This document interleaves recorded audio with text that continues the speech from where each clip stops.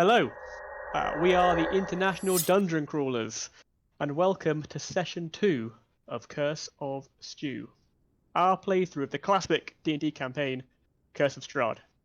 I'm Stu, the DM, and these are tonight's victims. We've got Anya, if you want to give us a wave, Chris,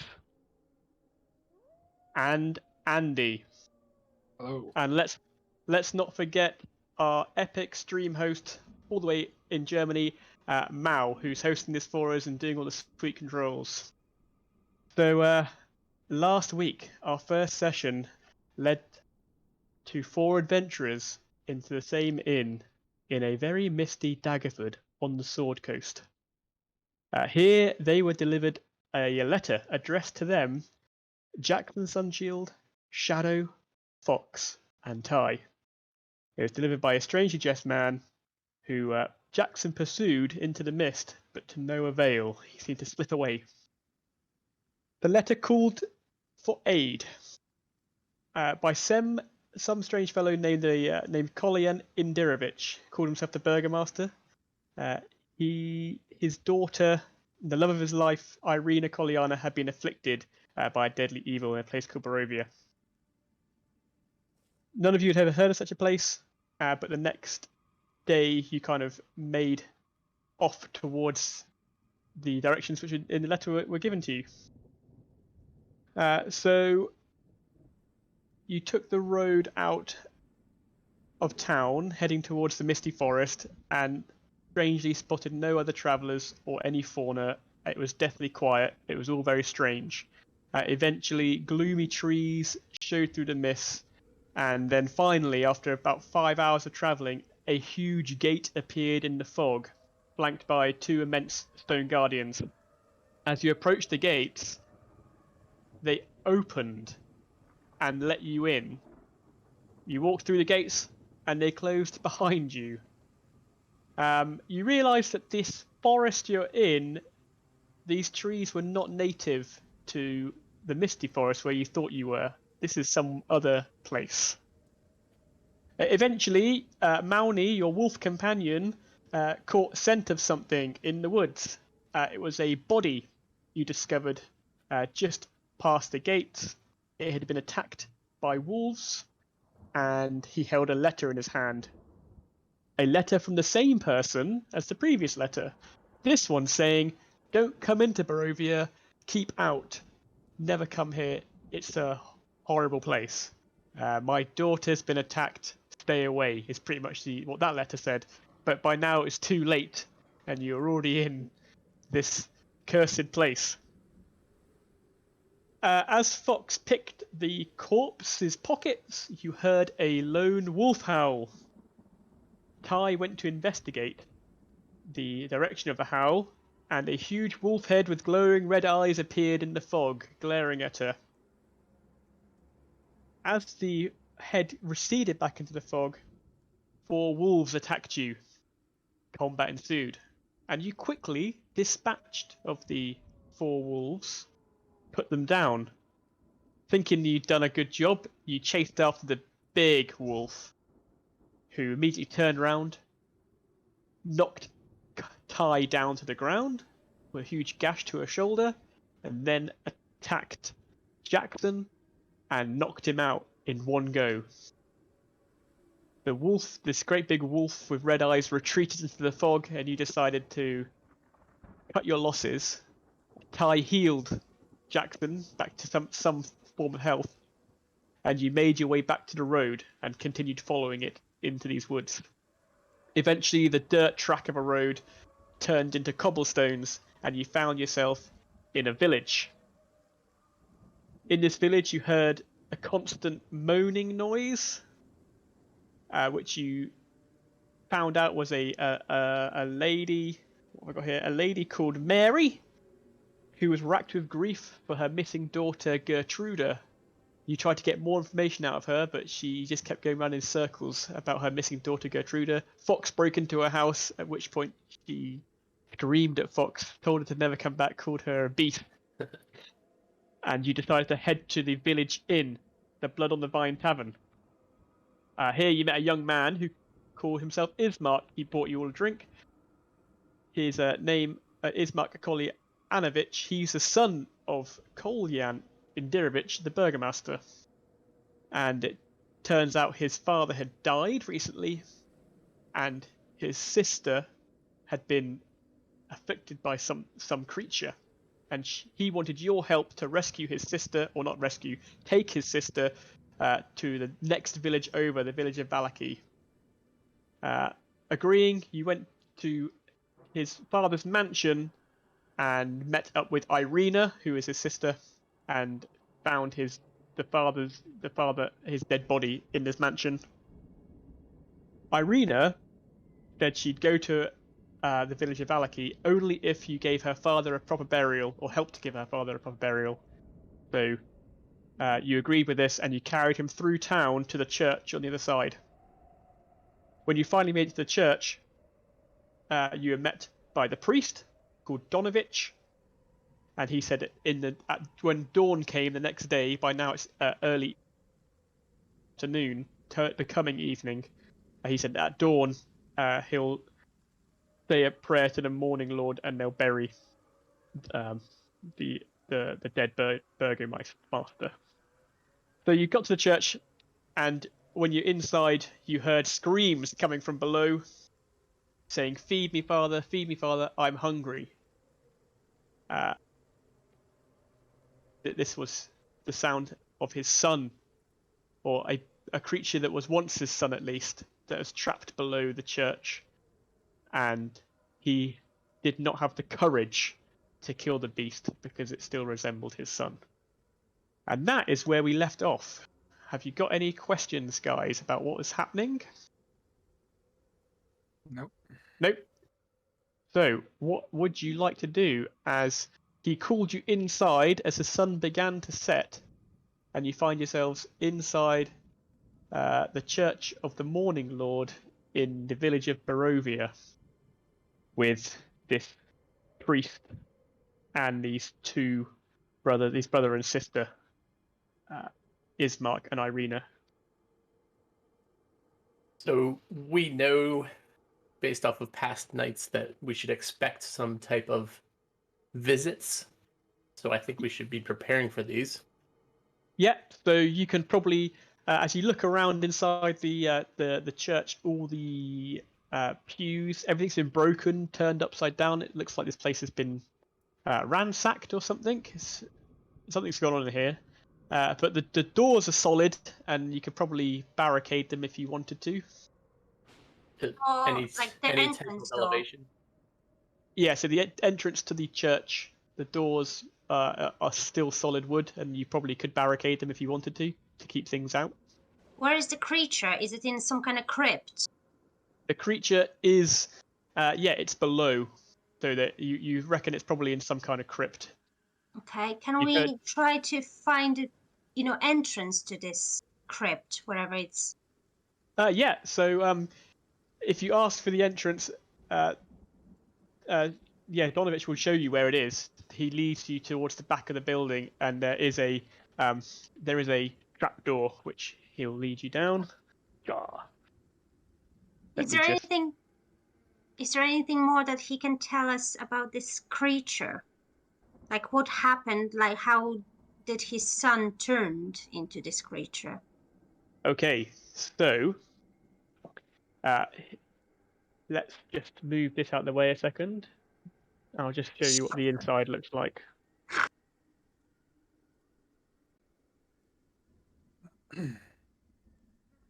So you guys make your way inside the building. Get rid of her for now.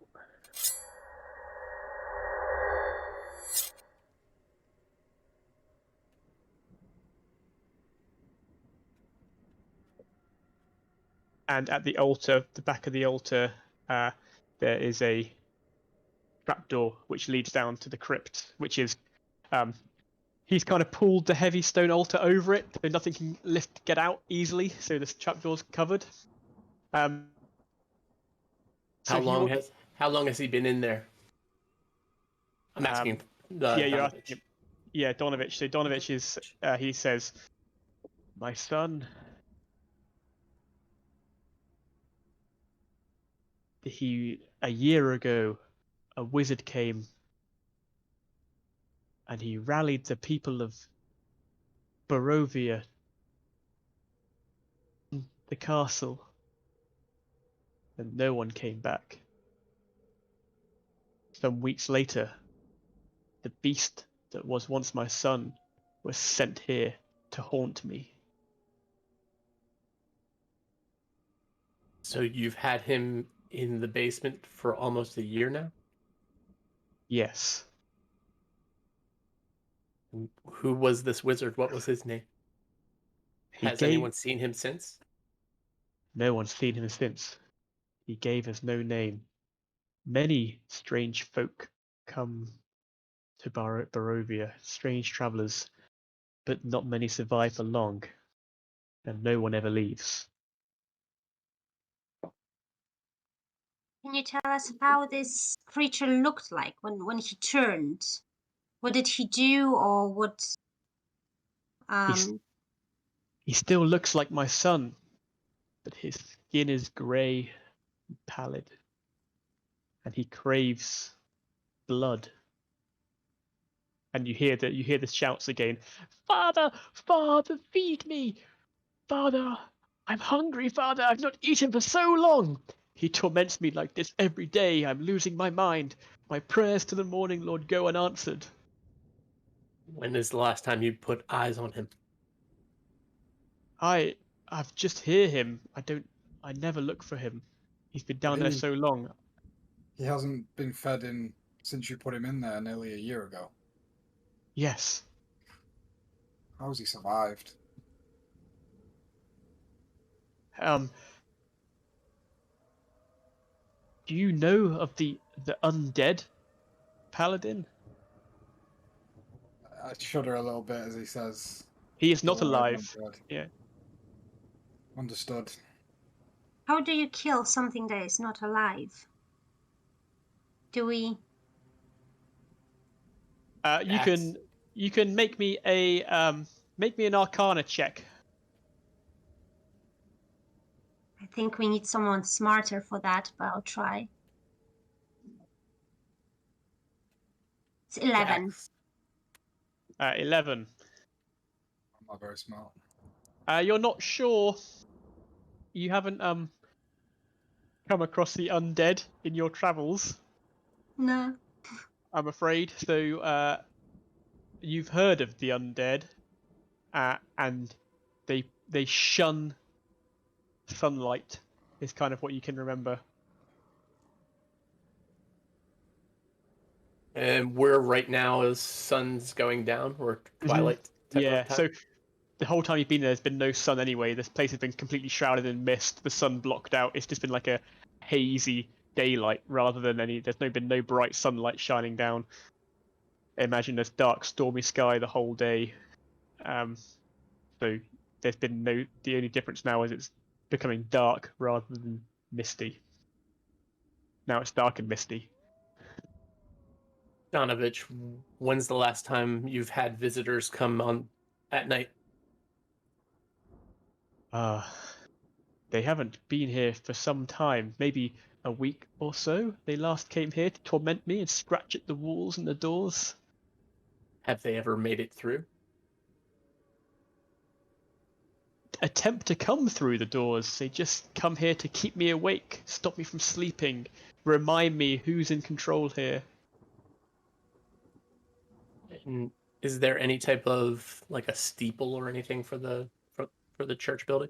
Yeah, there is. So also at the back, there's a rope hanging down and it leads up to a steeple at the top of the tower, and there's a bell. So there's like a bell tower at the back of the church. Donovich, have any of the creatures ever been on the roof when they've come? No, the creatures he sends are his spies, the wolves, the shambling humans, the bats. Sometimes the bats fly around, but no one ever comes inside here. Do you do Apart from my. Oh, yeah. a search of the church? If there is like any inscriptions, if there's any like clues or any. Yeah. So if you want to spend some time looking around the church, Yeah. Let's have a look and see what's in the church. Okay, so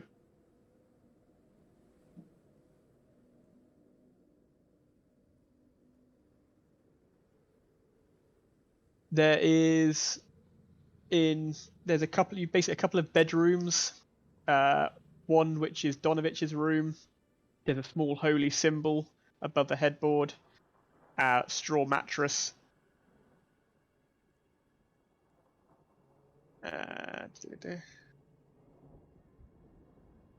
There's not really anything of any value in any of the rooms. In Donovich's office, which is E, this room here, there's an old desk and chair. Again, the same holy symbol. It's a sunburst. There's also there was an old tapestry against the wall, which is now gone. And there's a wooden cabinet with some books in it, and the books are all hymn books, really. So there's nothing of any like intrinsic value in this church. You don't find any clues that might lead you to what's afflicting his son either. It seems this priest has just been in a strange kind of monotony of grief. Going through his day, not seeing any, there's no worshippers been coming to and from his church. He just goes about his business day after day until you've turned up with Irina and Ismark. Donovich, who's been the one that ransacked all the pews and the chairs and everything in here? That was my son when he came back to me before I trapped him below. How did you get him down below? I fended him off with my holy symbol. These creatures, are they deterred by the symbols of our deities? He seemed to be. It seemed to work against him. Is the Dax. symbol and in his office can it be taken? Is it like fixed to the wall? What is it you want to take? Sorry. The symbol. You can take that if you like. Yeah, you can take that. Yeah. So it's a small wooden holy symbol, and carved on it is a bright sunburst. How many did we find? Because you mentioned two. There's two. Yeah. Okay, I'm taking one. Anyone wants another one? I lift up mine. I already have one. Shadow, maybe you could keep hold of it. Can't hurt. Do you feel anything from his presence? I am all out of divine sense. So, no. Okay. So on the map, the double doors at the bottom or the bottom of the screen for A, the hallway leads in past their bedrooms and offices into the worship area. Okay. Yeah. So see if I can just get you a better angle with the old drone cam. No, that's good. I wanted to make sure that was the front door, not the back door or something. Yeah, it's the front. So you came in through the front. It's not an exact replica, I'm afraid, of my printout, but of my 3D print. But it's close enough. Yeah. So you keep hearing these screams coming, and the sun begins quickly now. All the windows, if they were stained glass, they've all been broken in. There's glass all over the floor. Donovich offers you some food and drink, and he recommends you get some rest, or at least try to, if you wish. So we haven't slept since the day before. No. So it's only early evening, but as the evening progresses, the screaming continues, and the weather deteriorates outside. You hear the lashings of rain against the roof of the church, and drips begin pouring in. am I able to get up into the bell tower to see if I have any kind of a way to observe the area around the church? Yeah, sure. If you want to make me an athletics check, what is your strength score? Strength is a 12 plus 1. Yeah, so you'd be able to climb the rope without great difficulty. To be honest, it would take you a few minutes to get up to the top of the rope and kind of swing across to a ledge or something, but it's not too difficult for you to do. So you kind of climb up to one of the to the top of the bell tower, and there's some windows you can look out of and see around, see the surrounding area, and the mist have now kind of encircled the churchyard and the church, and your view is kind of hampered by the mist, but you can see the whole of the churchyard fairly well. You got like a 360 panoramic view. You don't see anything yet. Does it look like anything else has been up here trying to get in through this way or anything like that? Or is it pretty... You can make me an investigation check.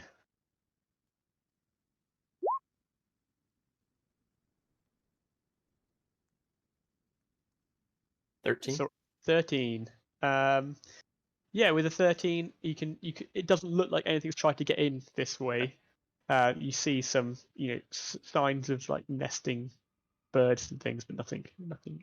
I kind of poke my head back down through and I say, it's getting dark and misty out there, but I can see. Do you want me to stay up here and keep an eye out for the moment? Yeah, can do no harm. All right. Just watch for me coming down in a hurry. Shout if you need any help. Can I start just tidying some of the mess? Yeah. So Irina and Ismark both kind of take your lead as well, and they help you kind of tidy some of the area up. Irina asks you where you've come from. She's like, "Where are you from? What brings you to this place?" Well, originally I'm from Daggerford. I was heading back there from Baldur's Gate when we got the letter to come here. But I don't know where here is. I've never heard of Barovia. And the way we travelled, I travelled that way yesterday, and this place wasn't here.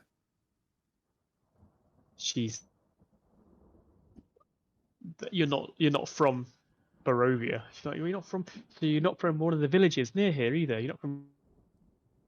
No, I've never heard of any of these places. Oh. And she looks over at Ismark. This place surely is cursed. Shadow, this is when you begin to see some shapes moving around outside, and you see some wolves begin to kind of walk around. They're just padding around. There's probably 10, 15 wolves. Now the sun's gone down, it's completely dark, and they're kind of padding around, kind of looking at the entrance. How far out? They are probably within 25, 30 feet of the church. So I lean over and... Jax, Fox, What's going on? we've got visitors. Wolves. And there's about 10, Like a 15. dozen. How big? Regular, I Okay. think. From here, they look regular. So the wolves, they all sit down like in unison, and they begin howling. Can you And see the big wolf from the night before? Sorry, from the... Old red eyes? Not yet. Yeah, no. No, he's They're, not. they're he doesn't seem acting to be very strange right now, though. And yeah, so they all sit down. And they begin howling. And Ismark and Irina, they kind of look up and say to you, Jackson, "Oh, the Strahd, they're here. They're here for Irina. We must keep those doors shut. We can't let him take her. We can't let her leave. How do they Um, know that we're here? His spies are everywhere. Yeah, but how would they know that you moved from home to the church? And at this, Irina starts walking towards the doors. Just need to just make me a grapple check. So make me an athletics check. On 20. 10. 10. So she slips out of your grasp. She just kind of slips out of your grasp. Well, Yeah. And Ismark does as well. is it athletics? Yes. Does it Oh, look like she's heading to leave, or Yeah, she's just walking towards the doors. She's not We that was we- 6. 6. Ismark luckily rolled a bit higher. So Ismark grabs hold of her arm and like pulls her back. And she's like, and no, you can't leave. Do not open the door. in front of the door. yeah? Can I start Yeah. barricading the door? Yeah. So you have barricaded it. I think you said you were going to barricade it. So the door is barricaded. And as he shakes her, you hear her even louder than the howling again. And she kind of comes out of a slight trance. Jackson and Foxy notice, so she kind of shakes her head. Oh, Can we check if she's like, if she can be dangerous to us? yeah. Make me an insight check.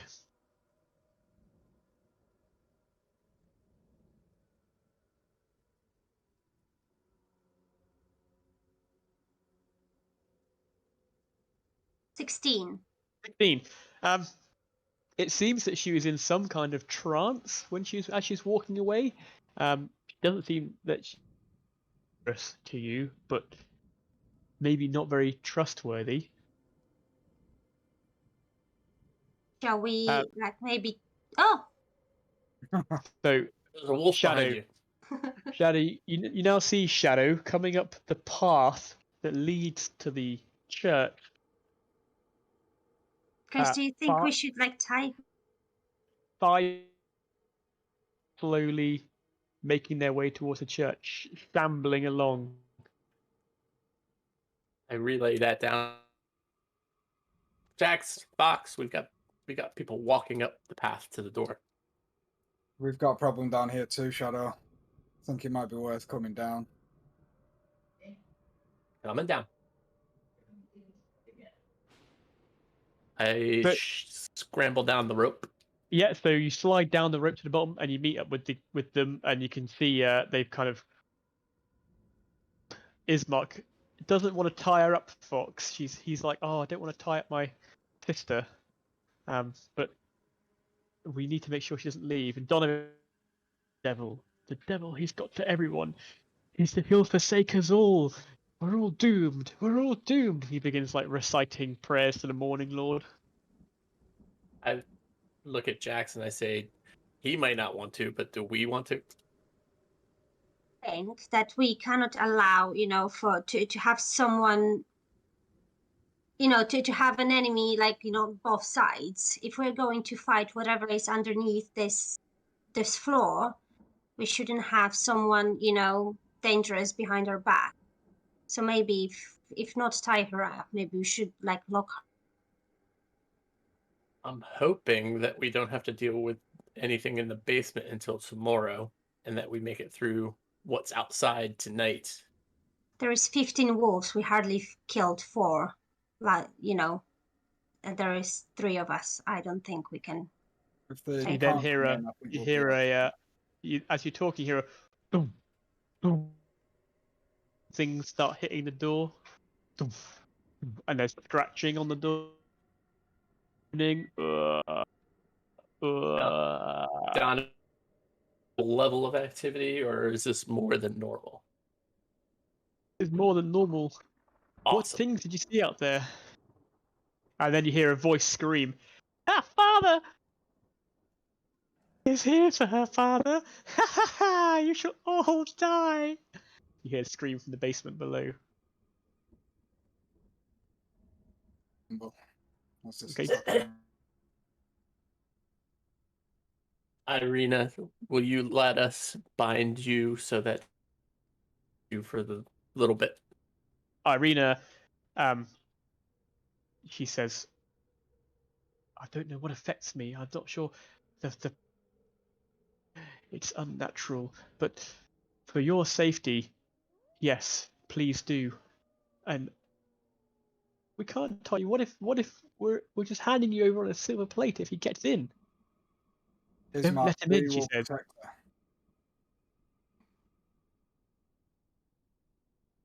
I would go with whatever is under the floor. Maybe this is what attracts all, evil things from the outside. I think we're here for her. Oh, we could I say we bind her, put her in a corner, and we see if anything tries to get through that front door. Agreed. So what? you Do we need where her? Really? Do we need her? Yeah. First place. Well, We what can't. we don't want her to let them in and invite them in because they said that they can't come in unless they're invited. So I think that she got bit because she let them in the last time. Yeah, that But sounds you were like on this on a tower. Yep. When you were on a tower, could you see inside of the church as well? What this platform look like? So you go up to the platform, and what kind of view you have? You have view on like around the church, but can you see inside the church as well? No, he can't. Not He can unless I just see. Yeah, he can just see like at the very bottom of the floor, like the 10-foot square, the floor at the bottom of the tower. He can't see Okay. very much into the church. So you hear the clawing at the door.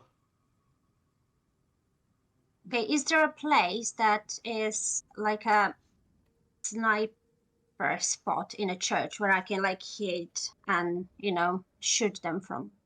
If you want to go to the top of the tower, you can.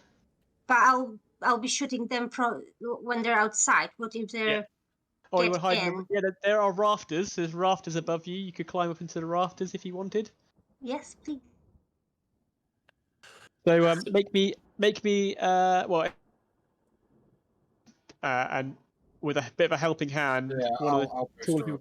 people can give you a boost, and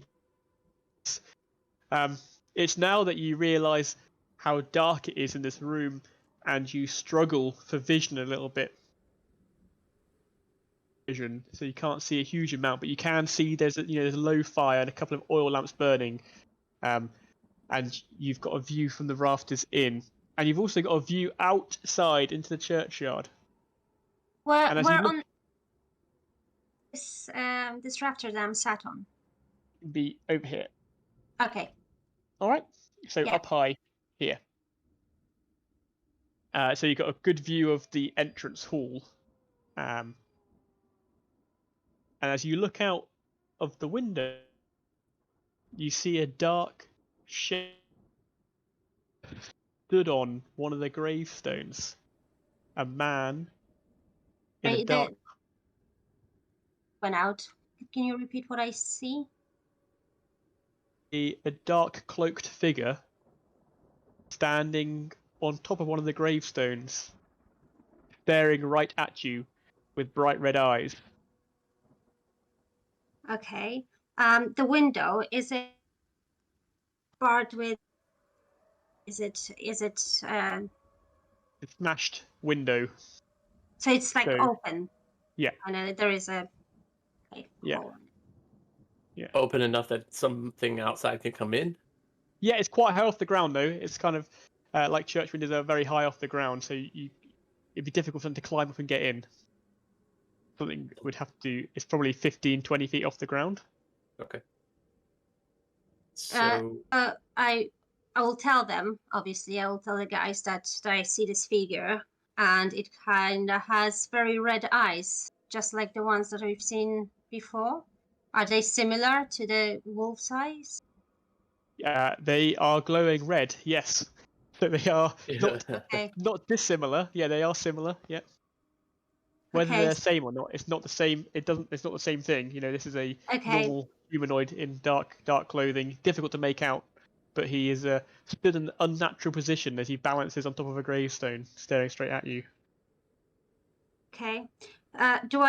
Can I like make up anything from the way he moves or the way he looks?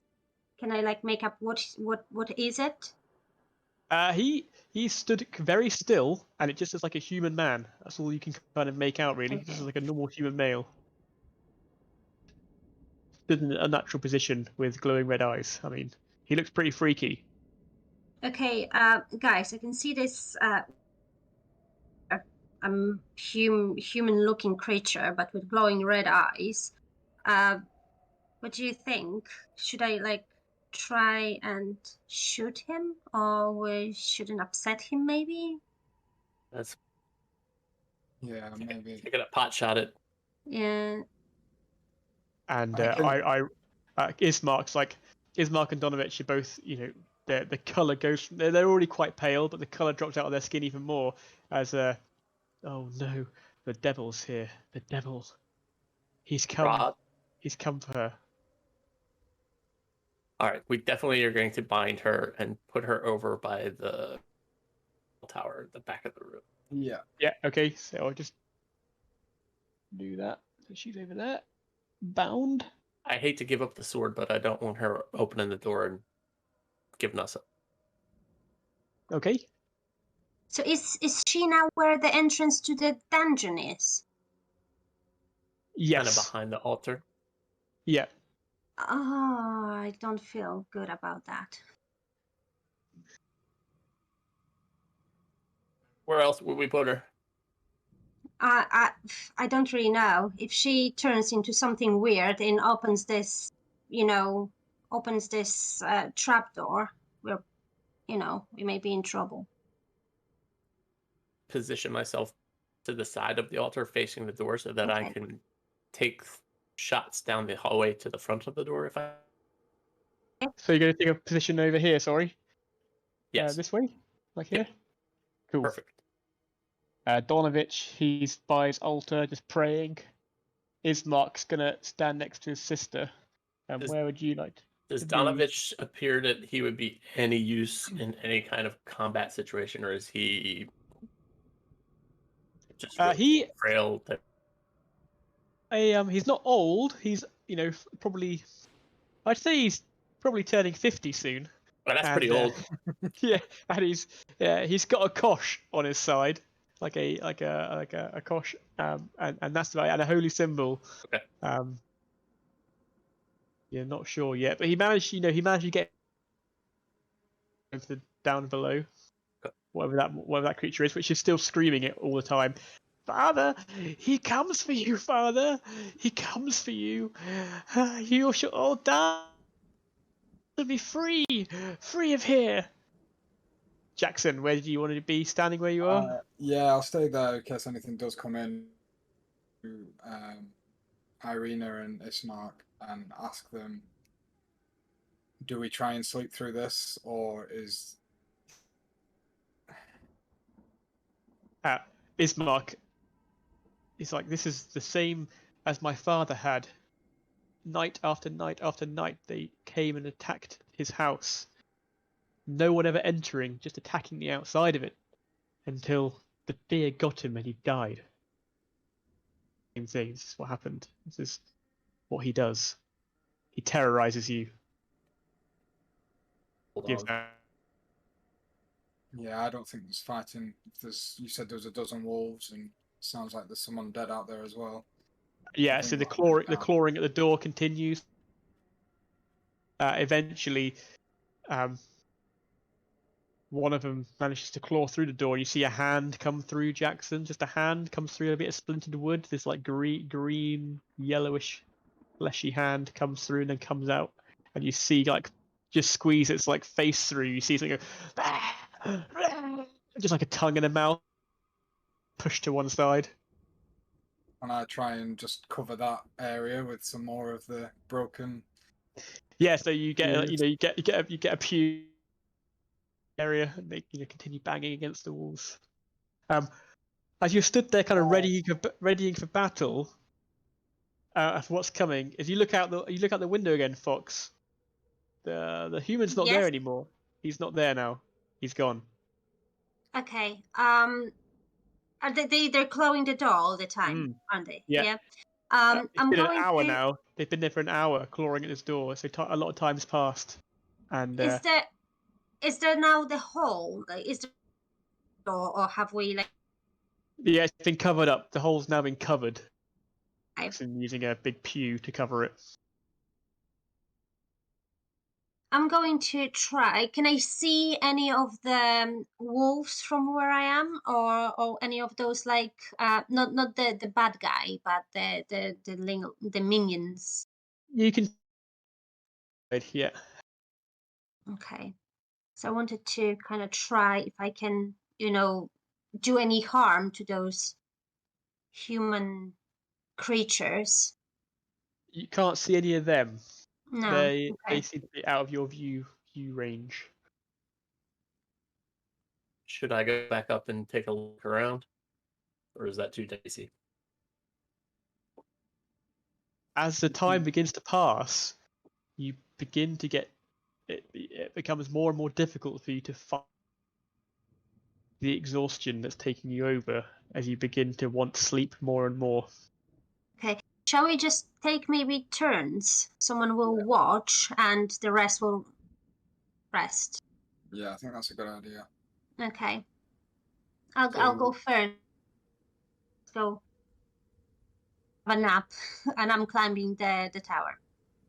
Okay, so you climb up the tower, and you get the good view of this kind of graveyard surrounded by wolves, and you can see some shambling humanoids at the front of the entrance. So I can see them. You can just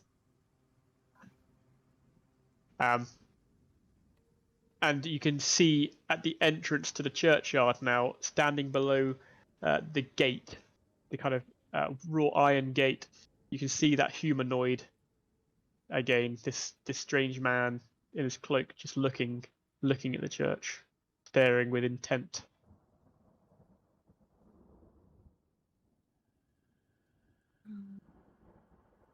As you take your third hour of watch, he looks straight up at you, turns around, and walks off into the mist. And as he leaves, he's joined by the wolves. They follow him off into the mist. And eventually, the humanoids shamble off into the mist as well. And there's suddenly no one left in the churchyard but yourselves. No.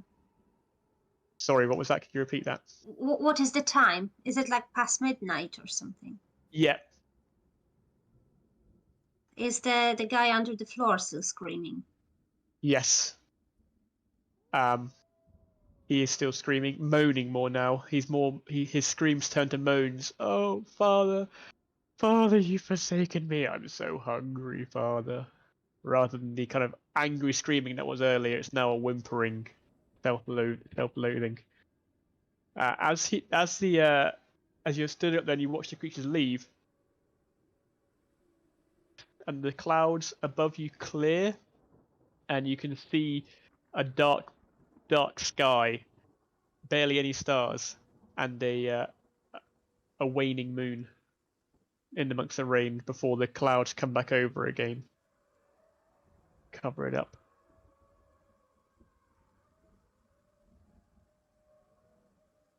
So your watch comes to an end, Fox, as you head back down to the church.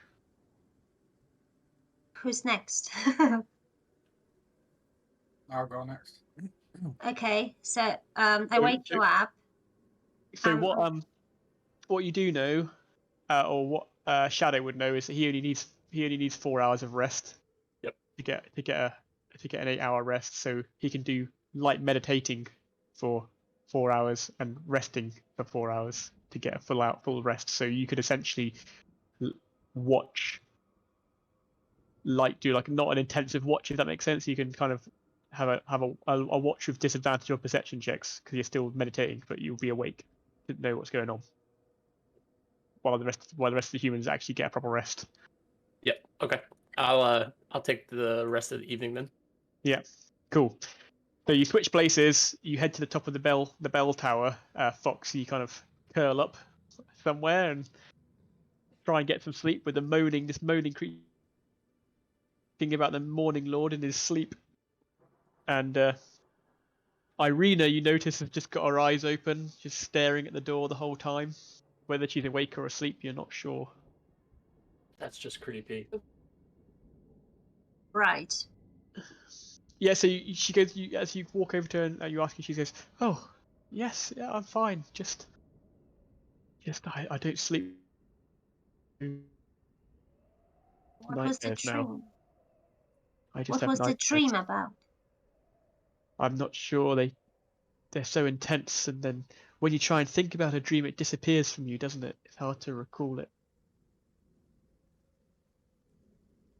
Okay, so I'm going to tell before I go and curl up and sleep. I'm going to tell priest Yep. that what I've seen, that they went away, and just ask if this is what usually happens. Can we like expect them back, or they just go and? So you wake the priest up, and he kind of goes, huh, "Are they back? Are they gone? Are they back? They're What's gone. happened? Yes. They've gone. They shouldn't be back now. I wouldn't have thought. I hope not. Get some rest. Try to, at least. For at first light, we shall bury the Burgomaster."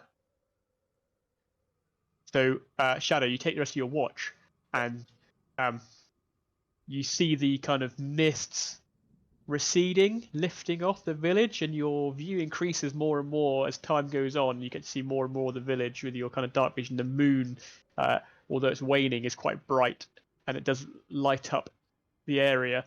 And you see for the first time, standing on a huge granite kind of pillar of rock rising out of the woods, this huge kind of pillar of rock with a massive castle on top of it, looking over the village. And the castle is kind of lit by this bright moonlight. All right. How far away from the church is the castle? It's quite. Good. It's Good yeah. bit. It's a good far in the distance. It's like in the distance away from you, probably at least a couple of miles away, on this kind of pillar stone of rock. All right. But at least we know where it is now. For the first time, you can see further 40 feet away from you now, as the mists are cleared. Finally, a grey dawn begins to come, and dawn comes across the village of Barovia, and you can begin to see some people going about their daily business, and you hear stirring beneath you as the rest of your companions awaken. If you want to head back down again, you can. Rambling down. Cool. All right. Shall we? So we're awake now. Yep. Yeah. You've all had okay. a long rest. Cool. Shall we just bury the old guy?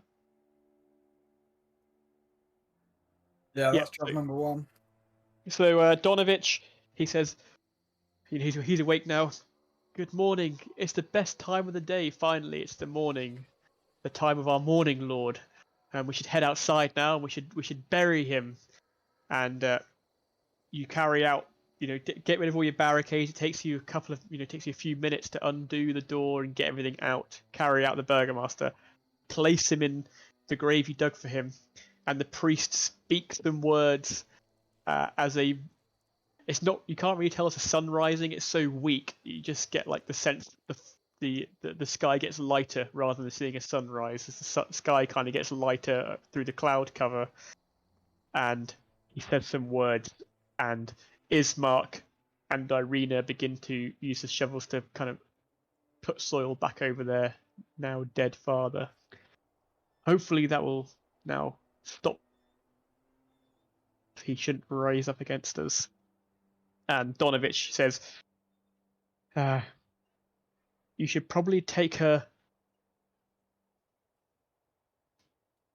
to Kresk and the Abbey of Saint Markovia. There, Strahd's grip is waning and he shouldn't be able to take hold of her. How far is...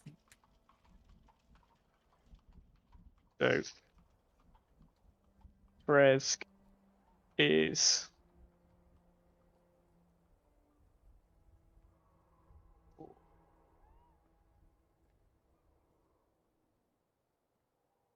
about a day's walk, a day and a half's walk along the Slavich road.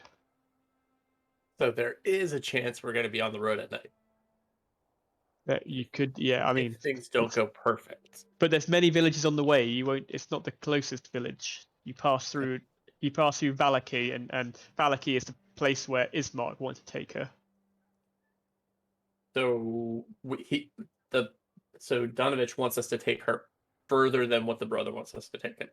Yeah. What about the son? Donovich, do you want help with this now? My son. Has he tormented you long enough? Yeah, he's like a tear's rolling down his cheek. My son is dead. That creature. Oh, I'm not sure what to do.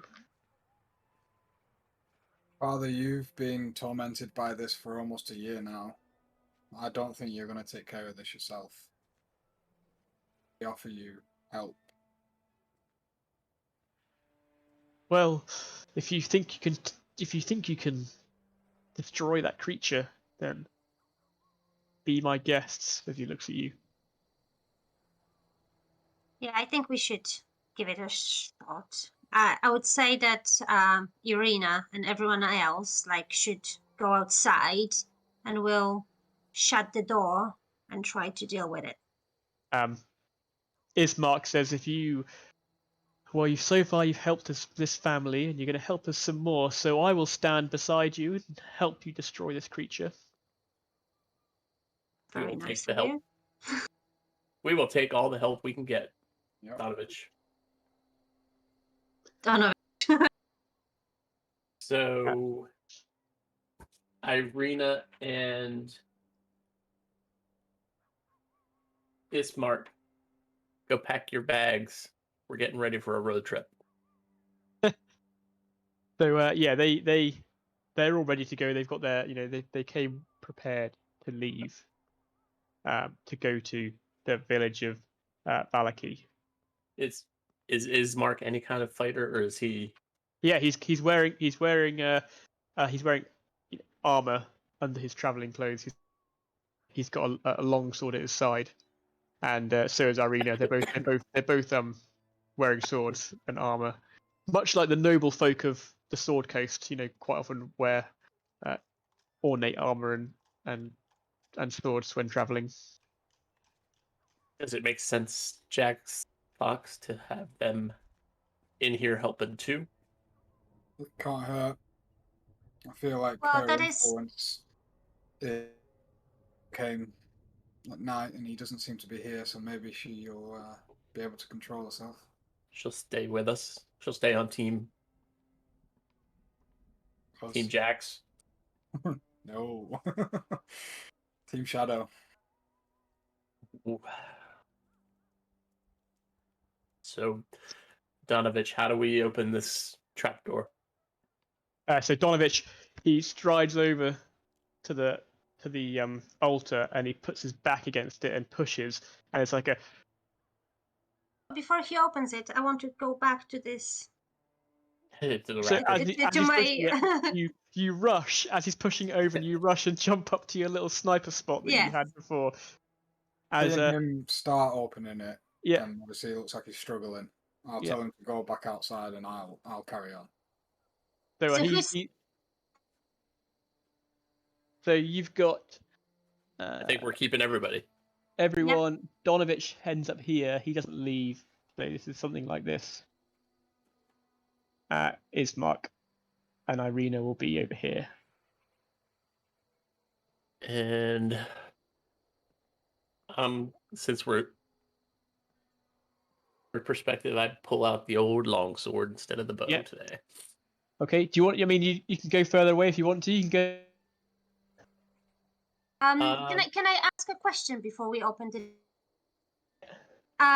When he was before he got trapped inside, Mhm. how was he like? Was he like jumping? What kind of like moves? Kind of move? Donovan. He was just a pale version with elongated fingernails. Okay, so he And doesn't fly shallow skin. or anything. Does He he looks like at you. crawl? He looks at you strangely, like, "What do you mean? Does he fly?" No, he doesn't fly. Okay, just asking. No, he doesn't fly. I'm safe up He was here. very I'm strong safe though. up here, yeah. He tells you he was very strong. He was able to break the wooden.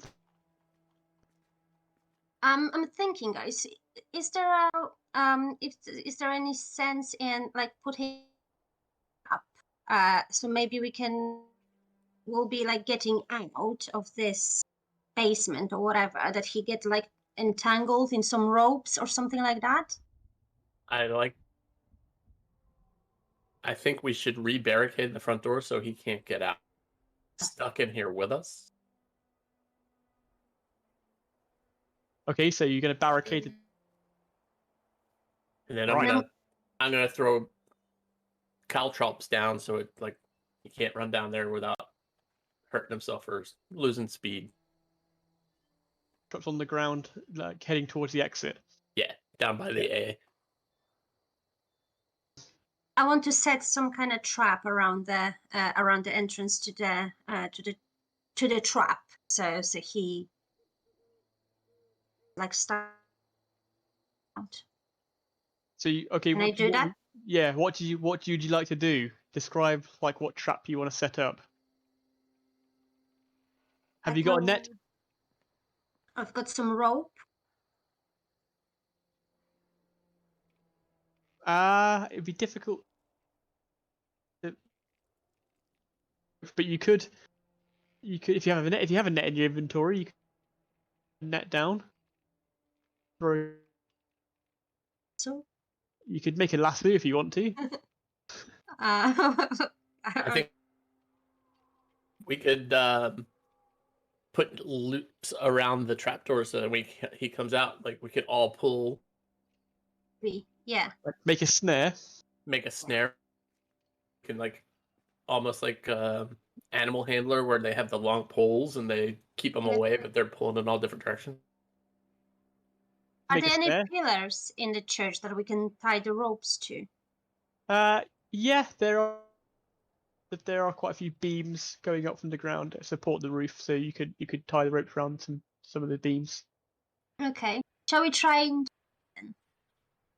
Cool. So, if you want to make me a one of you wants to make me a survival check to make the traps. Who's got who's proficient? 4. And survival. It rolled 18. Nice. Have you got? Okay, and what did you roll, Chris? Not as. So the pair of you set some traps up. You set what you think are going to be good traps around the trap door before Donovich and Jackson use their strength to push the altar off the trap door. So finally, Donovich puts his back against it, and with Jackson's help, they kind of push it across. There's a scratching sound that scrapes across the ground, and then they're revealed the floor with a little metal loop which you can use to lift up if you wish. Whoever's standing next to it. I'll do it. And you lift the trapdoor, and it kind of lifts open. A stone staircase descending down into darkness, and a smell of you smelt in the woods yesterday lunchtime. The smell of like decay. Yeah. Mm. Can I hear any movement or anything down there? You can make me a perception check. On a mouse, I can. Natural 1, so that's 0. 0. You kind of listen out, and you can't discern any noise at all down below. But you do hear something back eventually as you kind of stood on the precipice of darkness, struggling with your vision. You hear a voice say, "I can smell your blood." So I'll say, come and get it, and then take a step back. As you take a step back, you see at the bottom of the staircase 2 bright eyes looking up at you, like reflecting of the light that's coming down the staircase. You see this gaunt figure. The darkness you can just see in kind of black and white, but you see this kind of grey skin, very tight across his face. He looks up at you,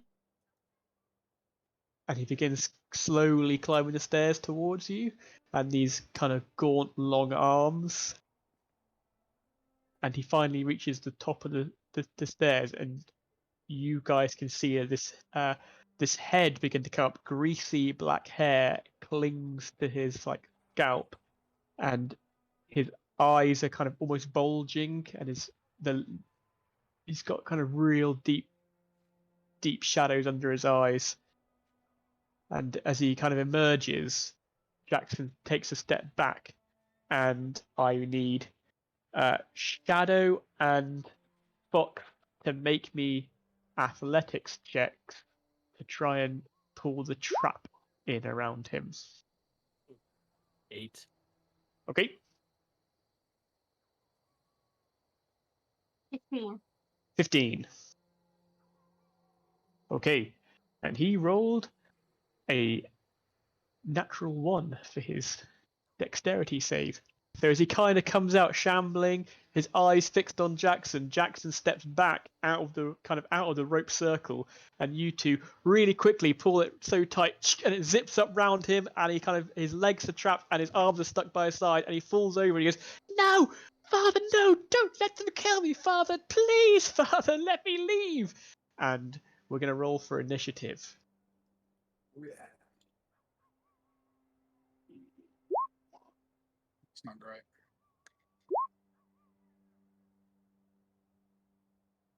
Oh,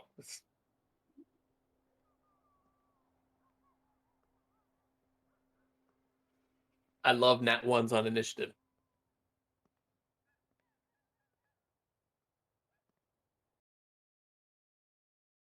I was overly focused on pulling that rope tight. Yeah. Okay.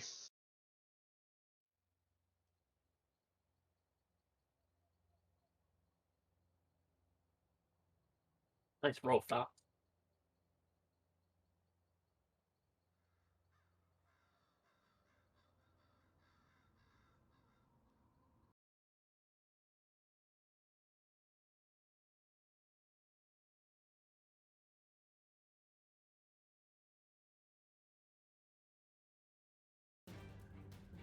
Oh, Okay. some music. Time And the fight. Let me get that, and that.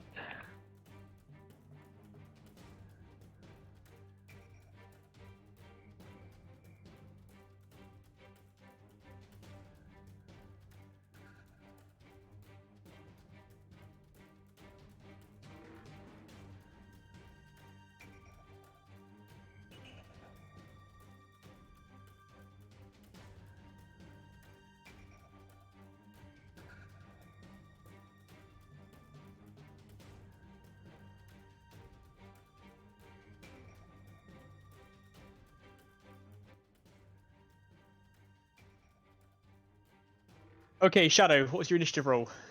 6. 6 for Shadow. And Jax?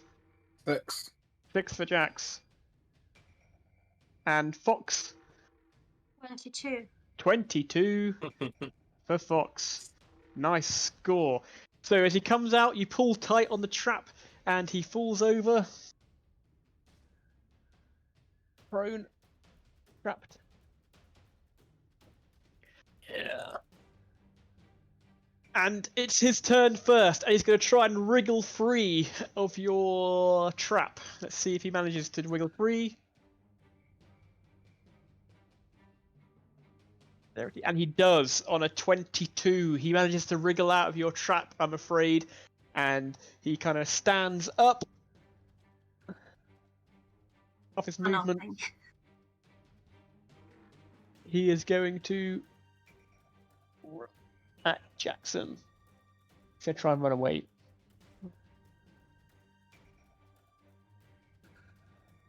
So he's going to get a 1 opportunity attack against him from Ismark, who misses. He doesn't actually get that far. He gets to here because it's half movement. Sorry, guys. So he gets to here. And he looks around and he's like, goes. And you see his great big white fang teeth and this sallow grey skin. His hair, slick, greasy against him. His torn trousers, and he's making for the door, which is barricaded. Fox, it's your turn from the rafters as you see this horrible creature. Go into my sneak mode and try to hit him with the sneak. Okay, so hit him. Yeah. let's see if you can hide first. You roll me a stealth check.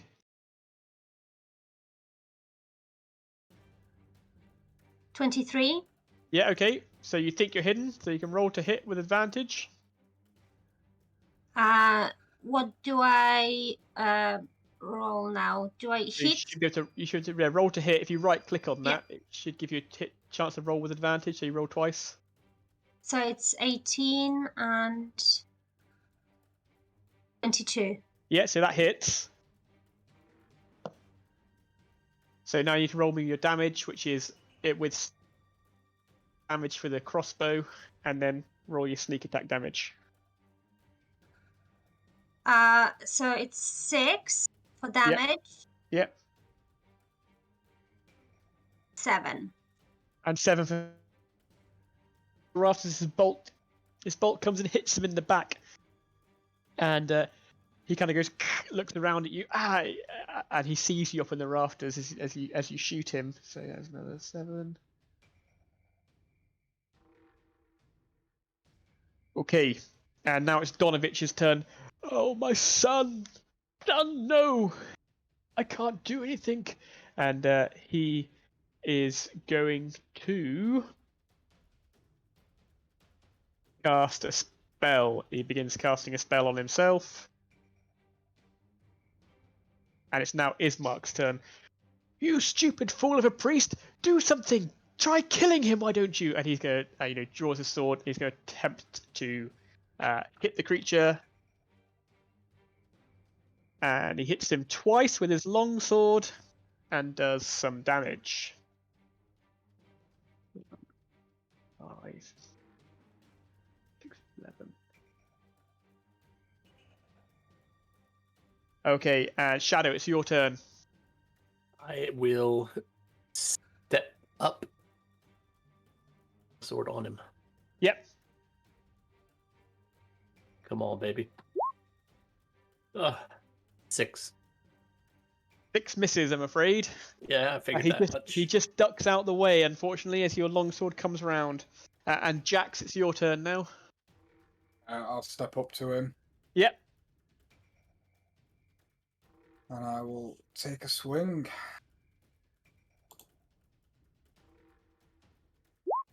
Uh, 19. 19 hits.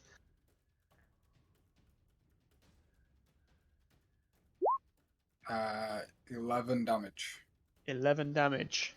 Well, he is looking worse for wear already. The group of you laid into him.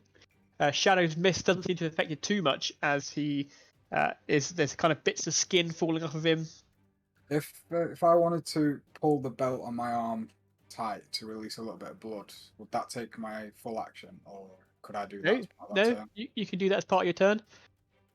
Just So to try and attract him. Yes, at the start of your turn, you kind of lift your shield up, and then with your shield hand, you kind of pull tight the part around your arm, and like there's some blood now kind of runs and drips on the floor as you kind of walk in towards him with your mace up, and you kind of with a flurry bring your mace up and just whack it into the side of him as he turns to look at you. He sniffs the air, turns to look at you, and as he looks, you hit him square in the face. And it's now Irina's go. Irina's gonna attempt to hit him. She hits him as well. Oh, Irina does some damage too. So Irina steps forwards, draws a rapier out. She's got like quite a long, ornate rapier, and in between, a rapier appears in between Jax and Ismark and just kind of pierces him in the chest. And he kind of grabs him and goes. He starts coughing his black, viscous blood up. It's horrible. And it's now his turn again. Okay, so he is going to attack the paladin again, or properly this time. So, so as he turns to look at you, Jax turns his whole body now, brings a claw up. You see where your mace hit him, it starts to like regenerate. His skin starts to grow back across the wound you just done to him. Oh, that's not good. Nope.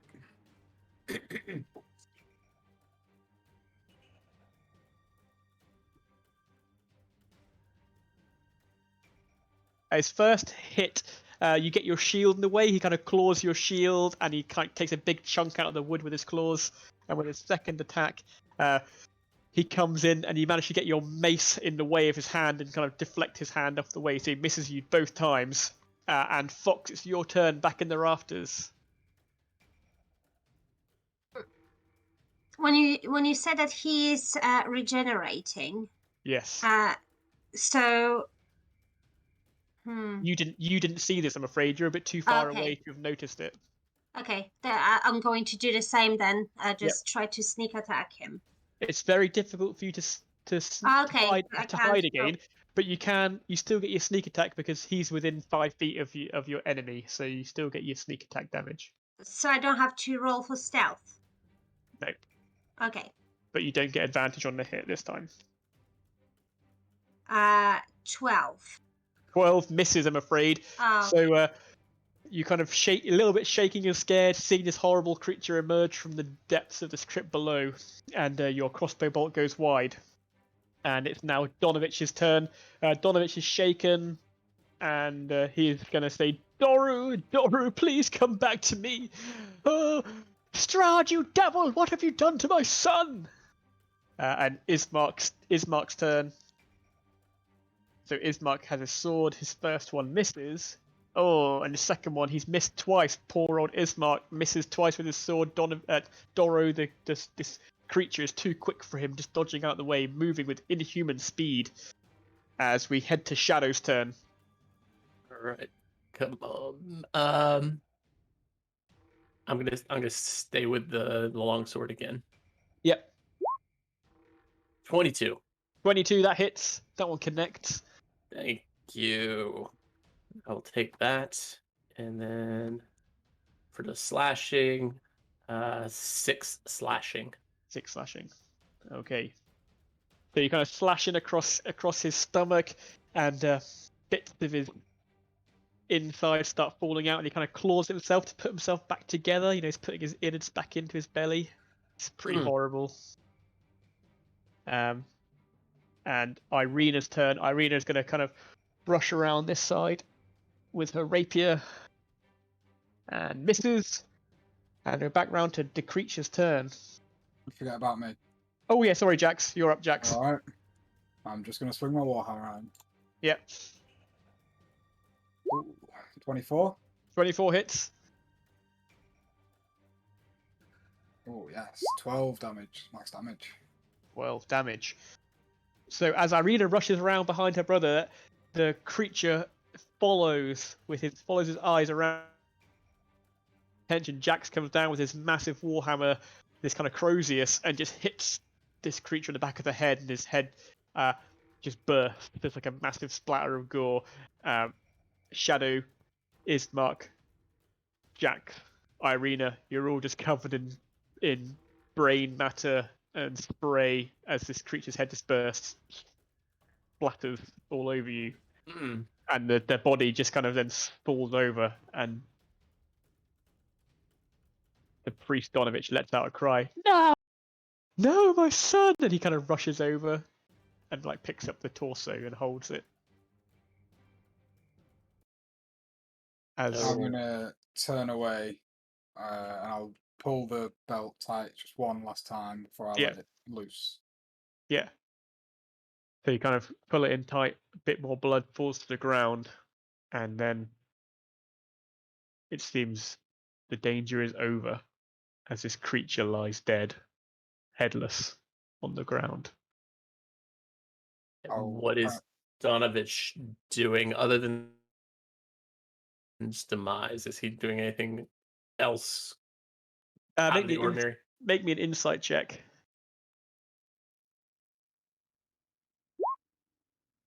And I get out. 7. 7. He doesn't seem to be doing anything really very much, apart from reciting some prayers to them. Yeah, he's Examine the corpse. Yeah. yeah, you can make me an investigation check. Whoever wants to do that. approach Donovich and just say, "Your son deserves a proper burial.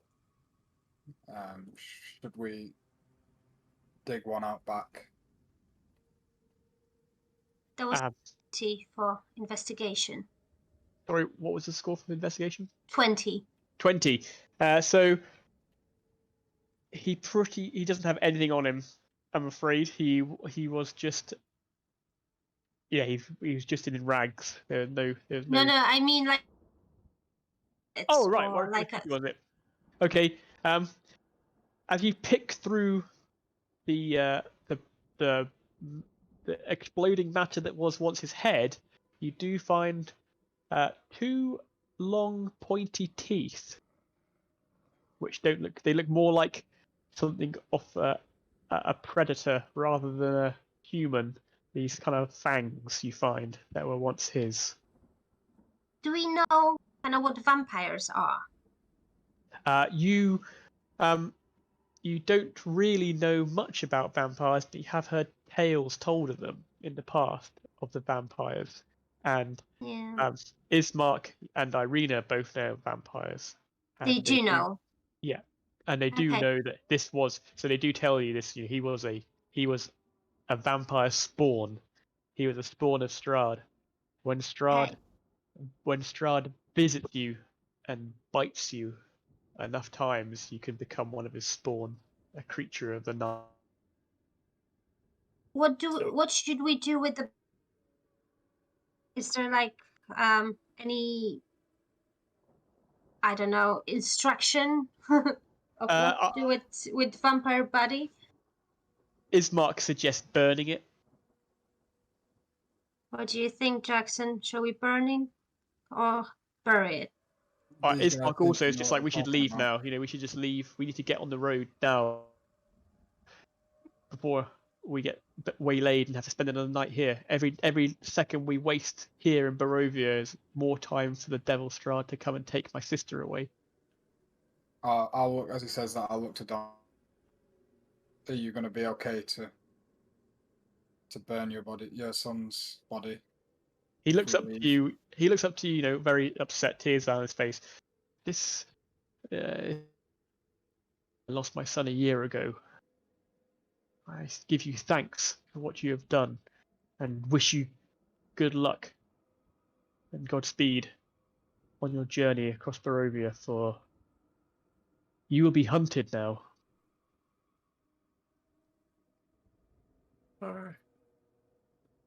Okay. Well, hopefully you at least get a good night's sleep for the first time in a year, which worth it. Keep the So teeth. you're gonna keep the teeth. Yeah, okay, yeah. So you kind of pick the teeth out. They're covered in like bits of blood and stuff. They're pretty grim, but you can clean them out if you want to. Stick them in a pocket. Yeah, make Yeah. of him. Okay.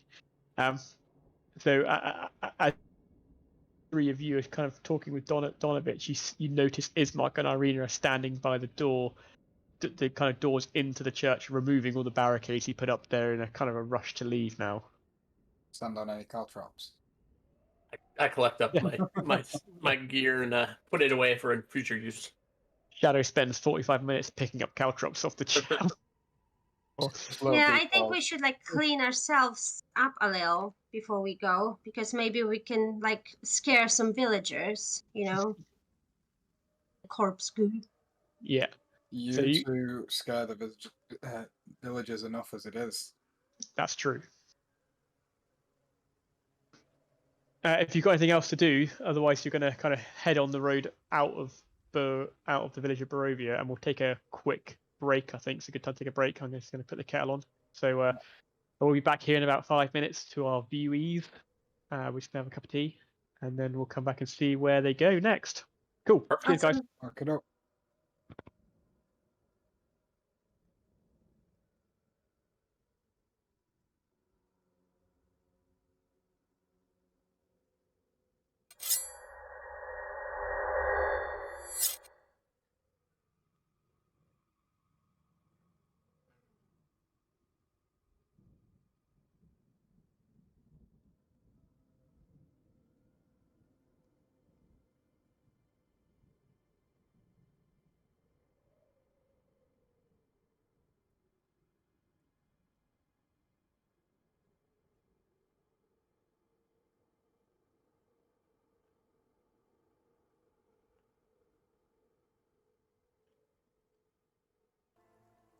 Oh, you're back, Mal. Nice one. Thanks, mate. Okay, so yeah, give us a 5, 4, 3, 2, 1.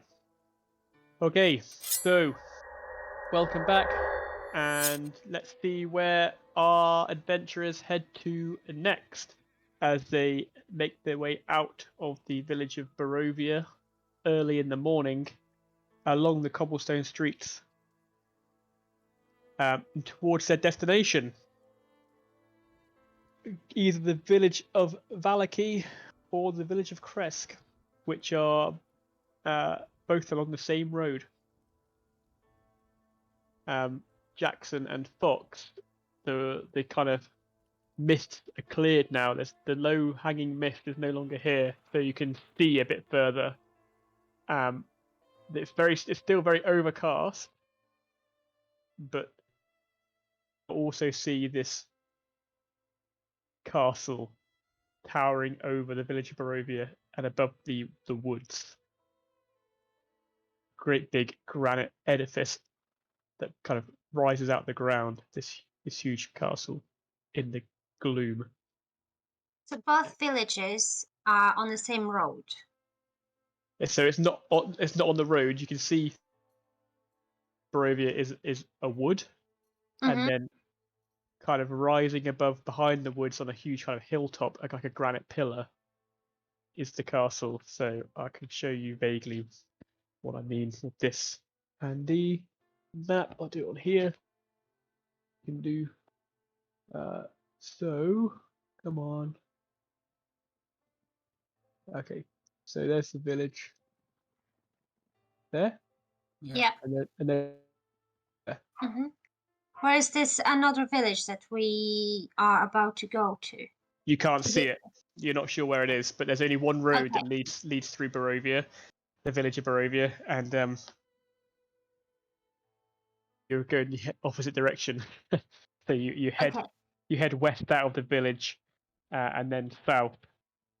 And as you walk through the village, you see some people milling around. Again, the people here are keeping themselves. There's a bit more hustle and bustle.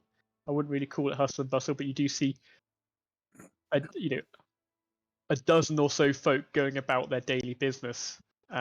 Now the mist is clearing the streets. They don't talk quickly.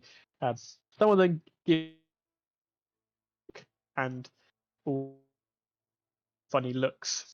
But with Ismark Arena with you, they kind of keep themselves to themselves, and they see Mark, but it doesn't take long before you're out of the village and on the open road again. This kind of wet, muddy dirt track heading south. And after about half an hour, you see a tall arching and a river. The river, as you approach it, is crystal clear, and Ismark tells you, this is the River Ilvis. It runs right through the runs right through our country, and we have to cross it. And this is the only place you can cross it. And you kind of approach the bridge, and at this point you see two fellows coming over the bridge towards you. They're about you see them at a distance, probably 100 feet away from you, dressed in bright colors. Similar to the guy who delivered the letter. Yeah, they give you kind of a wave. Us? Yeah, they.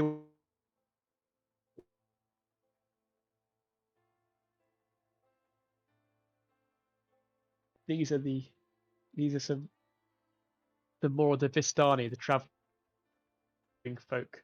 You might have seen some of them in the inn yesterday. Yeah. Why are these guys so happy?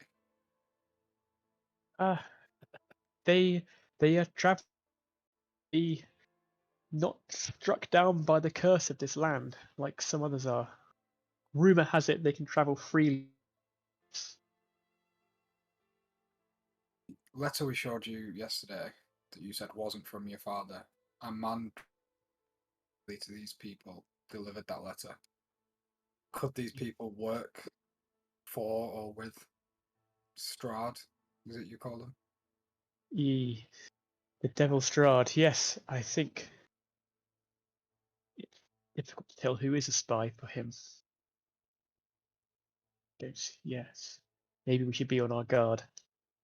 No, And by now they approach you, and you hear him say, "Ah ho, hi, travelers. We haven't seen many travelers before. Where are you heading?"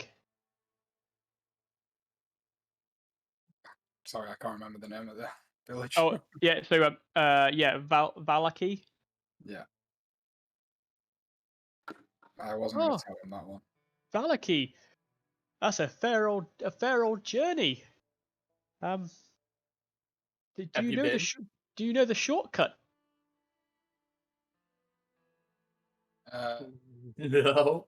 We're not interested in shortcuts, thank you. Oh no, you must. You must. Yes, at the crossroads. If you head down towards the river, it's a much quicker route. It will knock hours off your journey time. You don't want to be stuck out here on the roads at night. And you kind of get a look from one of them.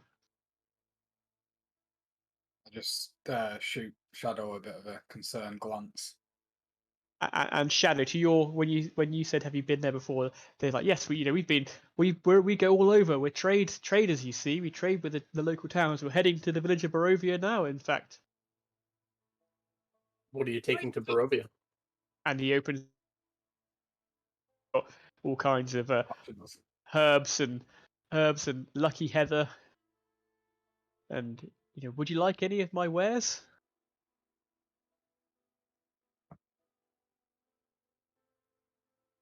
I'm interested to see what he's got in there that we might want. Anything like good healing stuff or stuff to help us in that aspect? Oh yeah, so he can surely make you a healer's kit. That sounds like it would take a while though. He wouldn't take him too long. He's got all the parts to make a healer's kit. If you've got the gold to pay for one. That's a good How much question. how much is the healer's kit? Let me find out for you. Healer's kit cost 10 gold. Is How this do I something you want? Shadow? Say again. Is this something you would want? 5 gold, not 10. Do I have 5 gold? I You do had- if you want. how do I check how much money do I have? It should be on your character sheet. I'm good. Yeah, I'm trying to look for it, but I can't see it. You definitely have enough. You definitely have Equipment. enough. Okay. You definitely have enough money between you to buy one healer's kit anyway. Is he charging us 5 gold, or are you just reading that off? Yeah, he's telling you it's 5 gold. Yeah, sorry, I've just checking the Oh, list and it yeah, is no. I'll pass 5 gold over for a healer's kit. 5. You passed the 5 gold. He looks over the gold pieces. Oh, these are strange. You're not from this place, are you? No. Is Oh, that a you're problem? not at all. Travelers from a distant land. Madame Eva told us you'd be coming. I recommend you see her at our camp. Take the shortcut. Take the shortcut road. Who is Madame Eva? She is a great seer, and she foretold of your coming. You go see her, and she'll give you the answers. And then they begin to walk off. Did they give us the healer's kit? Yeah. So So- it's got 10 uses. They pass you like a leather pouch, and inside it's got herbs and bandages and shit. I'll pass it to Shadow. Pockets it. So, do we want to see Madame Eva and take this shortcut? So they said it was at the crossroads. It's Mark. So, What are your thoughts? Ismark, so Ismark and Irina have been stood to the side while you having this conversation. They kind of, Irina was kind of stay out of the line of sight from them a little bit. She's trying to hide herself a little bit out of the way. But Ismark says, if it's quicker, if it's a quicker route, then it could be good. But also, the Vistani, we do not always trust them. Ismark, you mentioned there was a great Vistani that could read fortunes. Would this be Yes. the Madame Eva? This is her. Yes. She will, she- fortune. So Is she to be trusted? I think so. I think as much as you trust anyone in Barovia. I've never met her. I've just heard the stories told through time.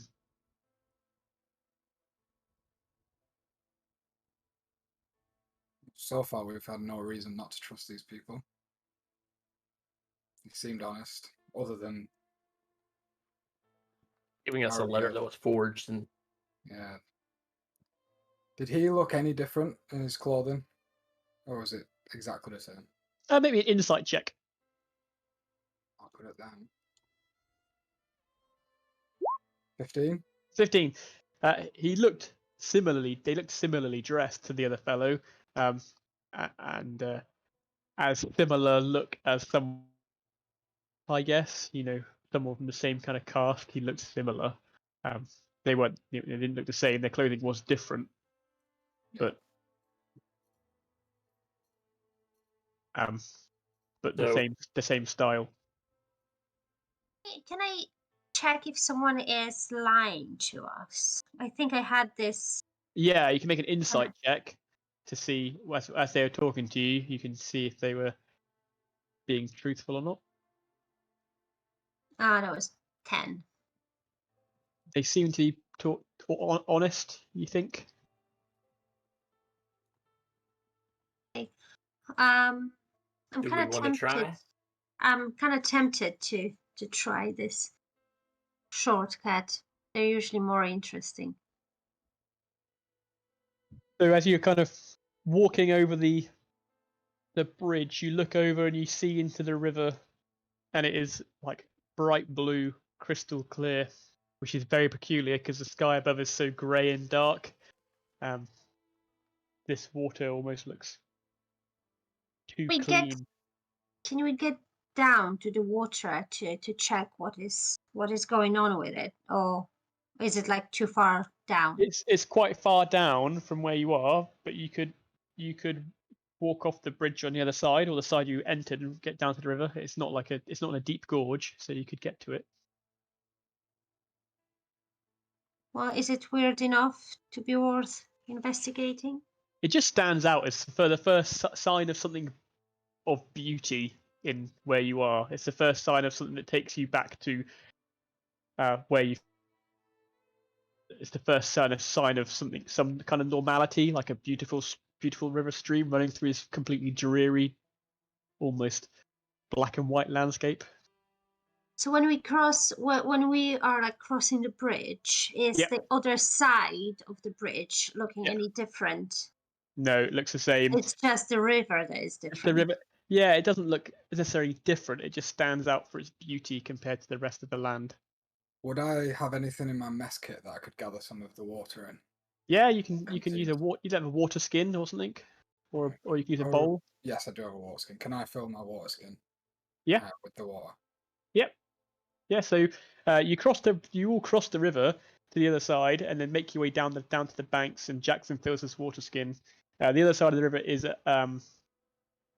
you're into a wooded area again. These kind of old Fangorn forest-esque trees covered in moss kind of encroach over the road, and you feel like a sense of oppression when you're in these woods. But you feel your water skin, and I'm making Yep. sure I'm watching out while he's doing that, so we yeah, don't get okay. Yeah, so wolfed. you keep your eyes peeled for anything. But nothing seems to come as you on this road. It kind of heads more westward now than southward as you head through these woods, and eventually you get to the crossroads that were meant. Mark says, "We're at the river Ilvis crossroads, the gallows." And here you notice an old wooden gallows and a chill wind that blows down from the high ground to the west. A frayed length of rope dances from its beams. The well-worn road splits here, and a signpost opposite the gallows points off in 3 directions. Barovia village behind you, Pool to the northwest, and Ravenloft Valaki to the southwest. At the northwest fork slants down and disappears into the trees, while the southwest fork clings to an upward slope. And across from the gallows, a small wall crumbling in places, partially enclosed with a small plot of graves shrouded in fog. So you can see the shortcut they pointed you towards leads down and into the trees. So the one that the pointing towards Ravenloft. No, the one pointing towards Sir Paul. It's one of those roads, the shortcut. Yes, yeah, the one that points the sign points towards Sir Paul's. Two Leads down words. leads down into the trees. Okay, I'm going to ask Irina and her brother if they know anything about this location, about this village or whatever that is. So Sir Paul's is a Irene says it's a local. It feels like in her youth it was like a beauty spot. It's somewhere they come and spend time playing as children, swimming, having some kind of distant memory of good times. All right. Do you, So they've been there. Mhm.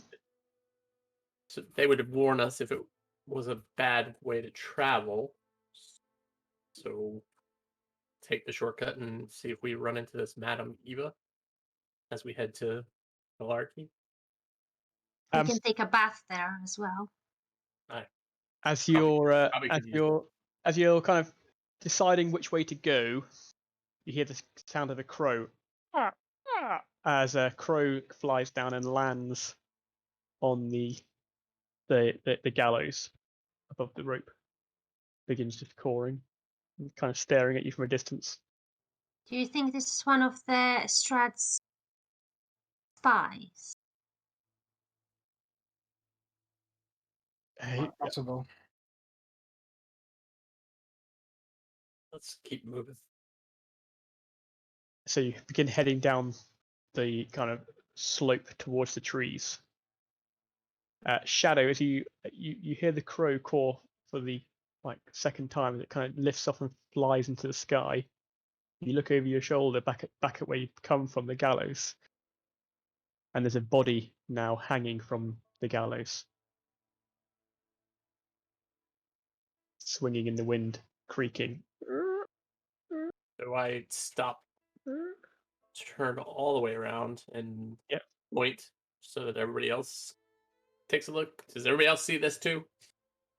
Yeah, so as you stop, the rest of the party stop and turn around, and you do see a body swinging from the gallows. We want to Great. investigate. Yeah. So you turn around and you walk back towards it, kind of 20, 30 feet from. And as you kind of walk on the front, it just seems to be the body of some poor soul hanging from there. Shadow, you see yourself hanging from the gallows. Does everybody else think it looks like me? They don't. If they do, they don't say anything. You guys just see a human hanging from the gallows. Nice, no one you've seen before. Shadow, you see yourself in your cloak hanging from the gallows, swinging in the wind. I'll approach. I say, guys, we should get this guy down off here. We reach him. Is he like in a? Or Yeah, is yeah, he you could. too far up? He's not too far up. No, you could reach. Yeah, he could. Someone could. And someone could cut it and kind of cut him down. Let's leave I him. want to Let's go. search him. So Let's are you not gonna s- let's cut him not- down, or are you gonna walk off? Cut him down.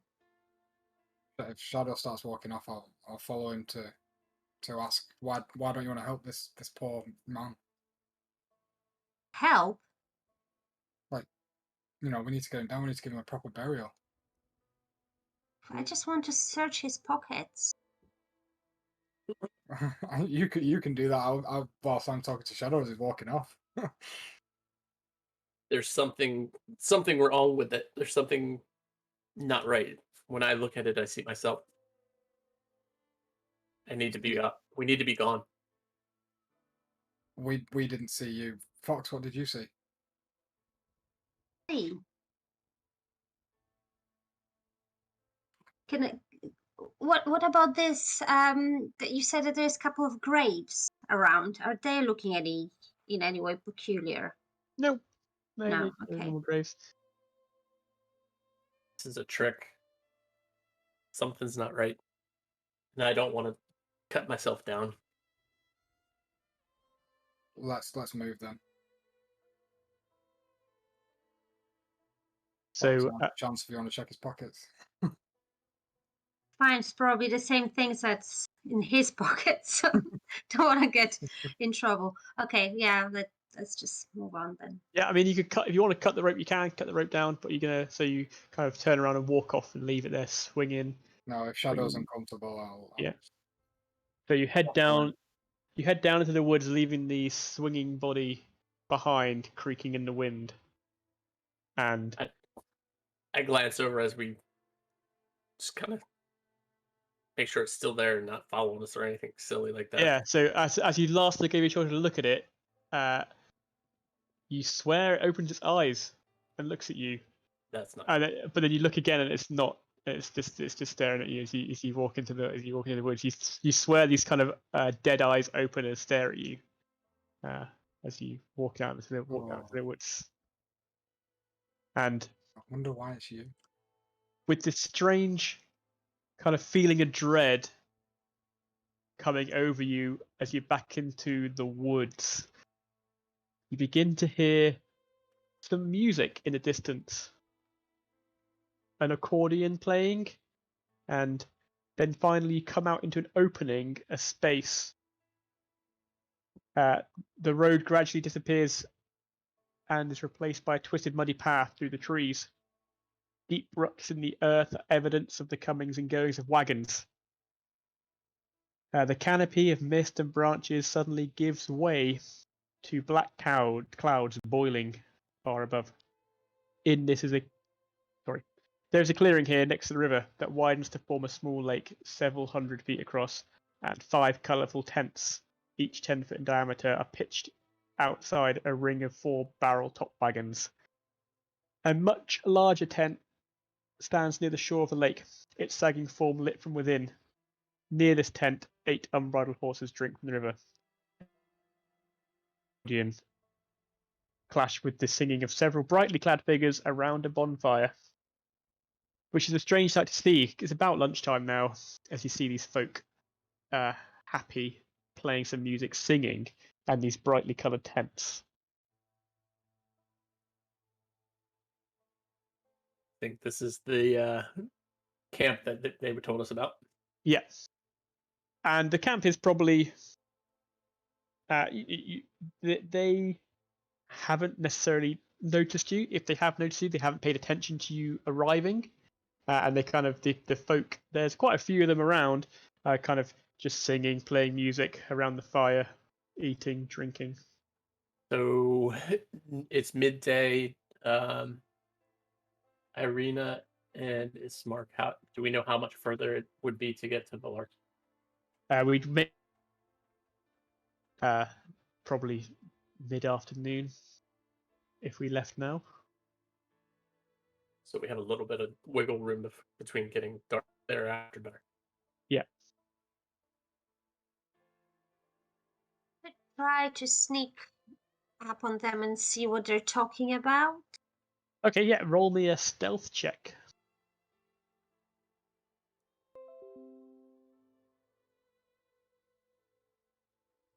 23. 23.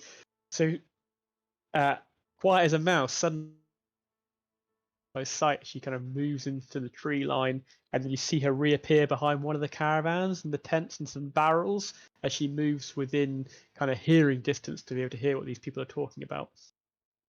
So, Fox, as you're quite close, the rest of your party a bit further away in the tree line, you can hear them talking around the fire, telling stories, drinking wine. They're not talking about anything too interesting. There's talk about you hear Wizard and mumbles of the devil Strahd, and that there is a party due here any time now. Okay. Are they talking about the Strahd as if they were his friends or as if they were scared? They're not talking about him. They're not scared of him, nor are they talking about him like they're working for him. They're just talking to him as he's an entity here. That is about to arrive. What do they say about the party? They've not said anything about the party, just that they're Madam Eve is expecting some folk. Okay. Make up of what they're saying? Nope. Okay. Not really. I'm going to go back to the party and tell them that they are talking about the wizard that has been actually mentioned before, probably. Well, was it was the wizard that changed the fire in the basement? No, the wizard came to try and stop. So the devil Strahd is the guy who you saw out. I assume who you saw outside of the church. Mm. The wizard sounded like came to help, but was got everybody unable to. Yeah. Okay, Yeah. so it may not be the same wizard then, if the other one. Okay, anyway, so there is talk about a wizard, and there is some kind of party expected to visit Madame Eve. So I think this is Madame Eve's camp. So we are in the right place. Anyone wants to know their future?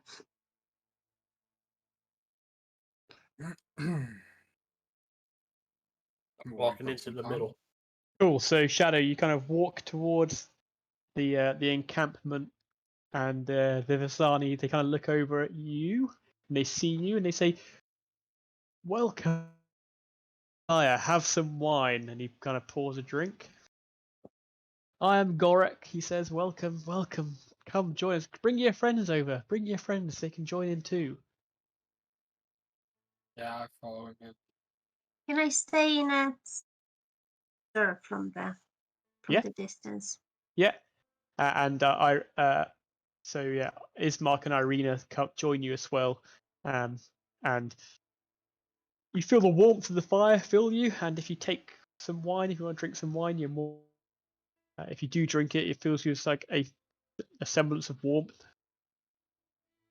And the kind of chat continues a little bit, and one of the Vistani, this guy Goric, looks at you,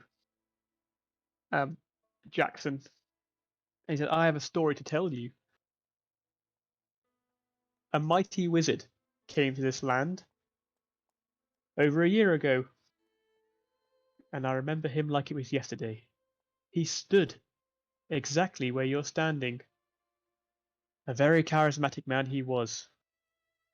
He thought he could rally the people of Barovia against the devil Strahd. He stirred them with thoughts of revolt and bore them to the castle en masse. When the vampire appeared, the wizard's peasant army fled in terror.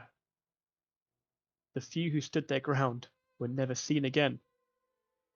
The wizard and the vampire, they cast spells at each other. Their battle flew from the courtyards of Ravenloft to a precipice overlooking the Falls. I saw the battle with my own eyes. Thunder shook the mountainside upon the wizard, yet by his magic he survived. Lightning from the heavens struck the wizard, but when the devil Strahd fell upon him, the wizard's magic could not save him. I saw him thrown 1,000 feet to his death. I climbed down to the river to search for the wizard's body to see if, he had anything of value. Already spirited him away.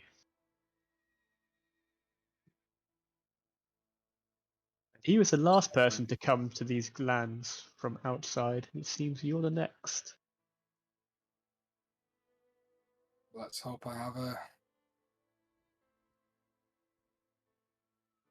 There's only so much you can learn from books. Some magic has to be bestowed upon you. Exactly, his eyes brighten up as you say this to him. It was fated, humble camp. Madame Eva foretold your coming, and she awaits you. And he points to the large tent which is lit from the inside. I look Oh, towards Shadow. Gesture him to come with me. Don't fancy doing this alone. Let's go say hello. okay, Fox. Are you going to follow them into the tent? You have to come out of hiding, or are you going to wait for them outside? The hole in the tent to see from the outside what's going on in.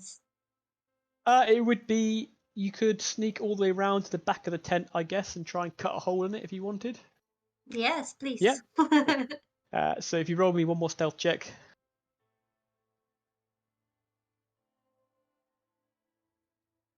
25. Yeah, so you nice and hidden again, quietly. You kind of pad through the camp round the outside of it, not being seen until you're at the back of the tent, this large canvas tent, and you take out a dagger and you kind of make a small hole just so you can peek through, and you see your two. We see all four of the rest of the party enter. So you guys, magic flames cast a reddish glow over the interior of this tent, revealing a low table covered in a black velvet cloth.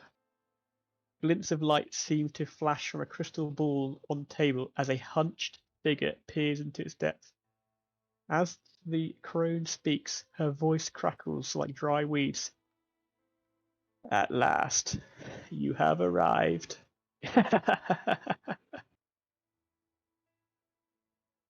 How could you possibly know that we would come here?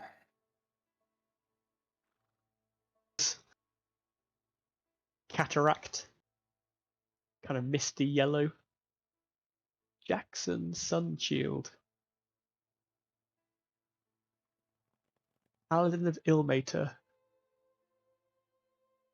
The one who saw the blood rage and lost his comrades. And she looks straight at you, Shadow. Shadow, though that's not your true name. I'll let you reveal that secret yourself. That's what my So, secret's up for grabs. so you're now a member of the Enclave, and you've had trouble with the undead. And then she turns around and looks straight at the back wall. Little fox, you can come out if you wish. Although you're very good at hiding, I know you're here, for I have foretold it. You're not on a ship anymore. Though, well, are you coming in? What do you want to do, Fox? Do you want to stay where you are, or do you want to come in? Well, going to come in. Yeah. So you kind of walk around the front, and behind you guys, you see Fox kind of come into the tent in the correct manner. Ismark, she said, Ismark, I have seen you before. You are of this land, and Irina too, though it looks like 50 for Strahd covets you now more than anything. Well, is it time for me to read your fortune? And she looks at you three, I guess and so. she takes out some cards. I'll see if I can move an area where I can do card reading. Live cards. Sweet. Never had my cards read before. Me either.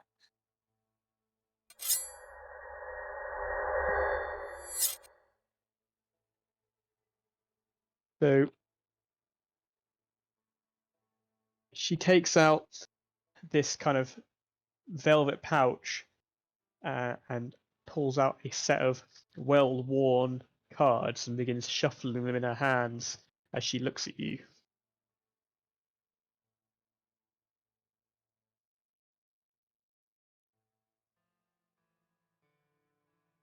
And as you kind of gather round and sit down on small stools across this black velvet table, she places the cards down and she splits the deck. She takes some of the cards away from the deck.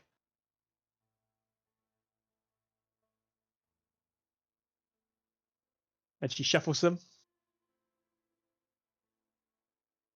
And she begins to place them in front of you. I've got to make sure I do this in the correct order.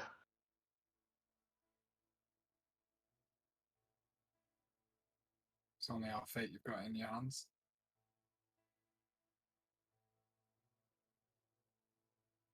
One.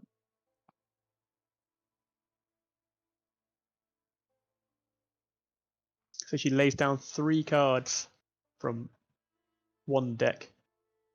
Then she picks up the other deck and takes 2 more cards.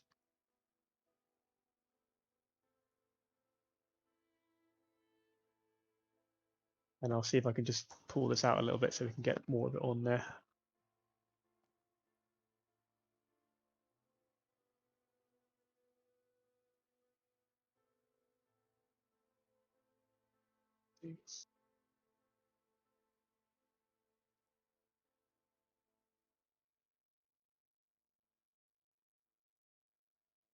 Okay. Now I'm nervous. Okay. As she holds her hand over one of the cards, this bony old lady hand, Like that. long yellowing fingernails. This card tells of history. Knowledge of the ancient will help you better understand you. She reveals the card, the hooded one. And Shadow, you have a flashback of what you've just seen of your body hanging from the gallows as the image of an executioner comes up on the card. As she hovers over the next card. This card tells of a powerful force, action, a holy symbol, great hope.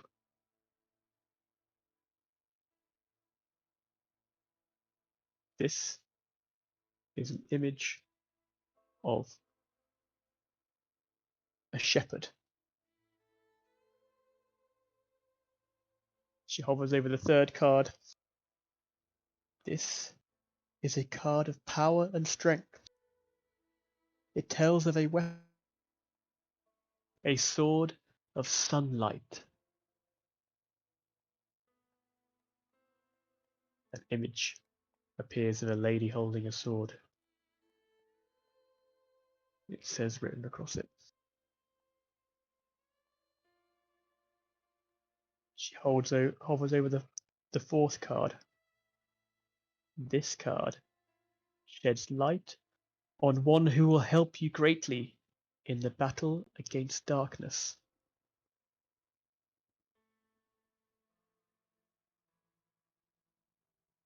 This one says seer on it and has a man with many eyes.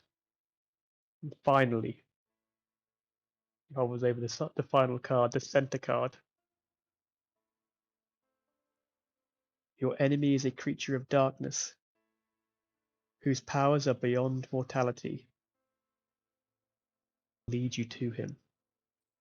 As she flips over the final card,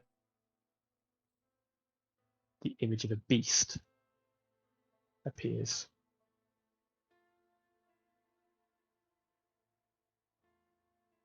So, as you look at these cards, she begins to go into more detail of them.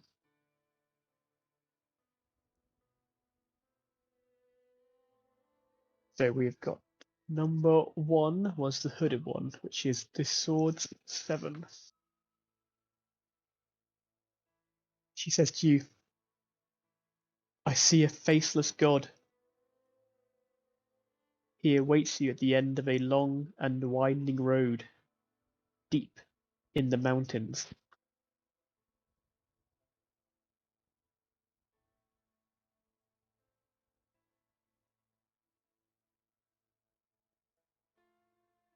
She's saying that to one of us specifically, or us? As Okay.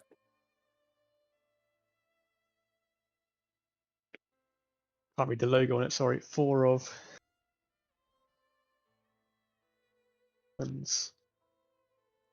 glyphs. So the shepherd card, she holds over the shepherd card, which is, this card tells of a powerful holy symbol of great hope. Find the mother, she who gave birth to evil.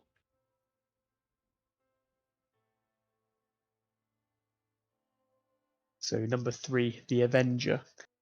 The card of power and strength. It tells of a weapon of vengeance, a sword of sunlight.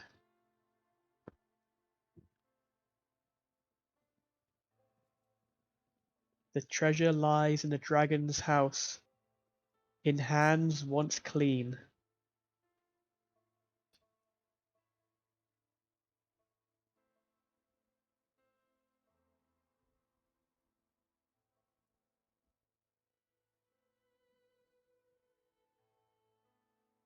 Gods. And then for the fourth card, the card that sheds light on one who will help you greatly in the battle against darkness.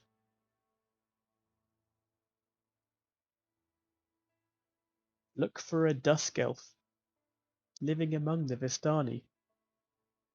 He has suffered a great loss and is haunted by. Help him, and he will help. And then the final darkness, whose powers are beyond mortality, and this card would lead the beast. It's on his dark throne. And then she takes a breath.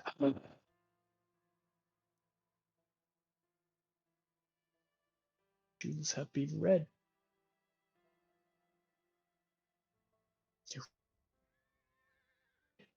And rest with us? Or do you travel now to Valaki? I warn you, stay away from the windmill, old grinder. It is a dangerous place for you to go. Now, leave me. I need rest. She kind of turns away from you and walks over to her kind of bed she has made up. Just lies down. We slowly get up. That's a lot for me to Shadow to process. So he's kind of mulling that over as he looks and he's in deep in thought as he walks out the. Okay. So Shadow turns around and leaves, and so does Ismark and Irina. They both kind of turn and leave as well.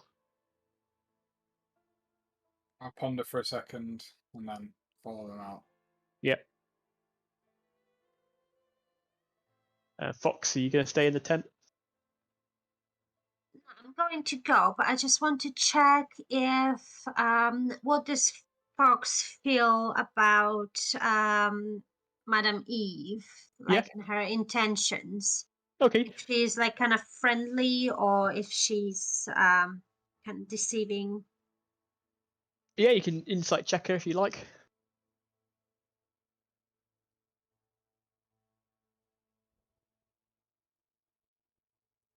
Ten. 10. She's very difficult to read. You've not really come across someone like this before, who just speaks with such authority and knows things about you she shouldn't know. Mm. And yet seems to be kind enough to read your fortunes. Doesn't seem to have any. There's no maliciousness to her that you can tell. Anyway. Okay, I'm going to speak to my fellow adventurers. What Yep. do they? What do you think about it? Like, why would she kind of try to help us? Because I think that's what she is trying to think. That I try to make us think that she's doing. Is Don't there know, like a? I think I was wondering the same thing. Shadow, what do you think? How could she know some of these things? And I what do haven't some of thought- these things mean? Well, the only thing I picked up is that we should look for an elf in distress because he can help us. I'm also interested. That also was the one that made me want to get out of the tent to find him. He's somewhere here. Yeah, if he's with the Vistani. Do you remember these guys that we met by the bridge? Camp is a shortcut to Valaki. Is that correct? Can we check? Like, can we ask people that are in the camp if that is actually the case? If we are on the right way to Valaki, or have they just, pointed us here? Yeah. So as you can ask one of the people who you've met. So Goric, who recited the story. He looks, he's there drinking, and then you try and get his attention. He kind of looks around and notices you, looks down and looks at you, and he says, yes, you just keep heading along the road you're on now, and it will lead you back onto this Slavich road, which will take you to eventually to Valaki. But do be careful; it passes through some dangerous areas. What kind of dangerous areas?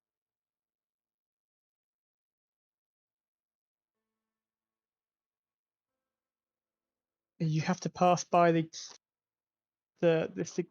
fairly close to the entrance to Castle Ravenloft, and of course, Old Bone Grinder, the windmill. Just keep away from that. What's the Then deal with this windmill? the windmill is creatures of ill repute have taken over this windmill.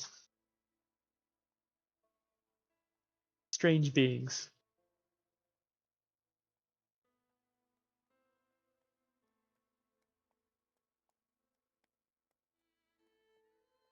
What kind Oops, of seem to have lost beings? someone.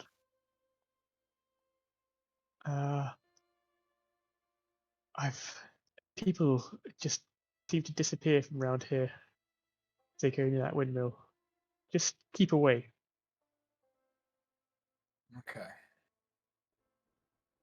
Madam Eve spoke of a greying elf, was it she said? Yeah, a dusk elf. A dusk elf. Told us of a dusk elf. Part of your travelling band, it seemed. Do you know of such person in need of help? There are many traveling groups. You have no. You could try the dusk elves.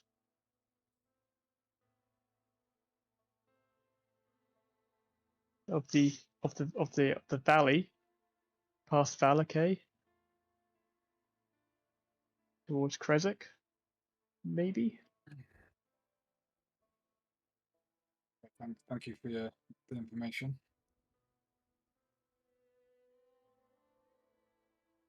Fortunes that Madam Eve hands out, how accurate are they usually? It's accurate, he says to you. They always are the truth.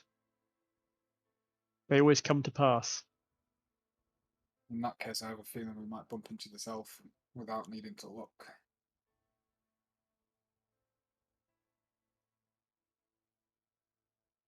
He's joining us for drinking, merriment. Ismark's like, we need to leave. I want to get. How's Ismark feeling? Ismark wants to get to Valaki as quickly as possible. Do we think that the devil can't get to the other village, or It seems that way. That's what they seem to think. Ismark, why do you think that Strahd can't get your sister in this new second village? It's better defended. It's a much better defended village than Barovia is. They have a better defenses. So do we stay and drink around a bonfire, or do we get on the road and get to a fortified town to hopefully save Irina? Yeah, I think if these two want to keep going, Yeah, we should hit the road, I think. All right, let's do it. So Valaki is a walled town. Before we leave, I turn back to the Vistari. I want to ask. She pulled one card, the Seer, claimed that this would be somebody to help us. Would that be Madam Eve? She seems to see the future. So That's the elf. the seer was the dusk elf. You mentioned the dusk. No. Yeah. So the seer card was the dusk elf. Yeah. Okay. I'm thinking about the lady with the sword. Is that not Irina? The lady with the sword doesn't look. It looks like a it's not Irina, no, but it looks like a Barovian woman in the image holding the sword. The Avenger was Or the The treasure lies in a dragon's house, in hands once clean, now corrupted. dusk elf. Yeah. Does that to me mean something like drow? Does it? You haven't heard the drow being called dusk elves before. You've not heard any elves called dusk elves. Dusk elves is a new. But you roll me a Arcana check with advantage because you're wood elf. First is a 20. Yep. Second's a 12. Okay, so you know there are lots of different types of elves, Mhm. and that there are in fact like elves from other planes. So you know there are fey elves that come around, and there's sea elves. So although there's moon elves, sun elves, high elves, wood elves, the main elves. Okay. So that the elves, they're, a dusk elf might be another name for a different for a drow, or it might be a completely different type of elf. But you've not heard of dusk elves before, but it's not unusual to have heard a different name of elf. Okay. Cool. So, onwards One towards. last Vistani question to Gorak. Yeah. Gorak, do you know of a house of dragons? Let's have a look for you.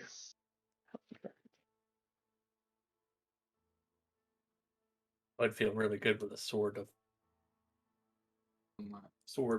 sun or whatever it was.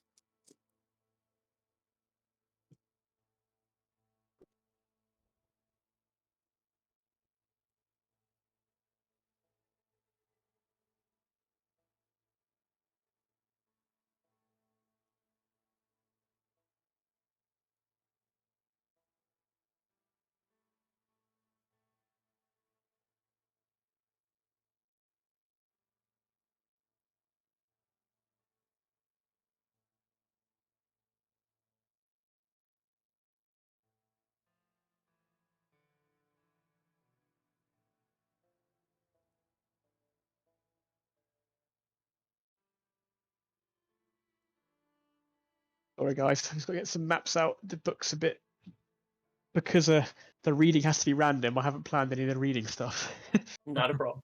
so it's a little bit of a hodgepodge.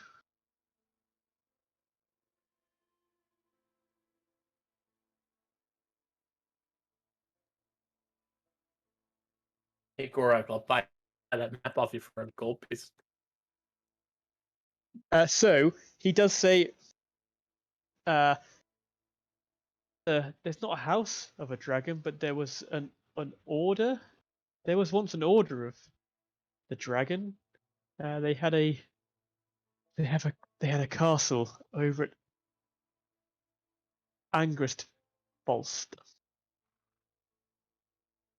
Ang, ang, Angrinistbolst. Argynvostholt.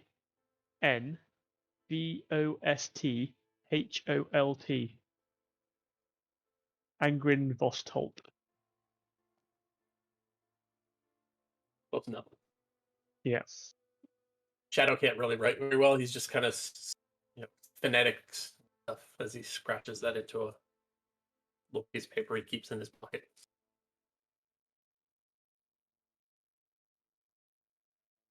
What happened to the order?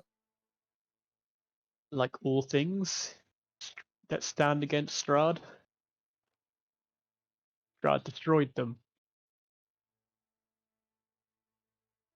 Turned to Shadow and Fox. It's like maybe they weren't all destroyed. Few could remain corrupted. That would make sense. What do you think about this shepherd card?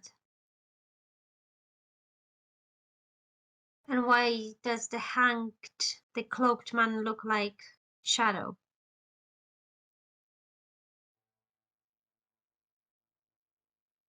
Are you asking us or are you asking Gorak?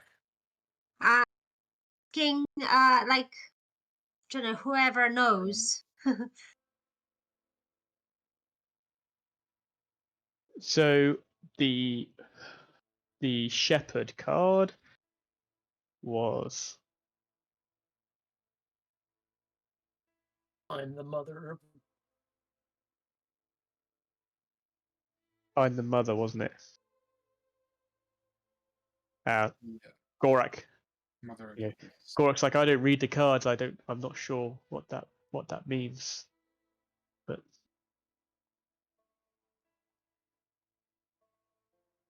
maybe someone in Angren can help you.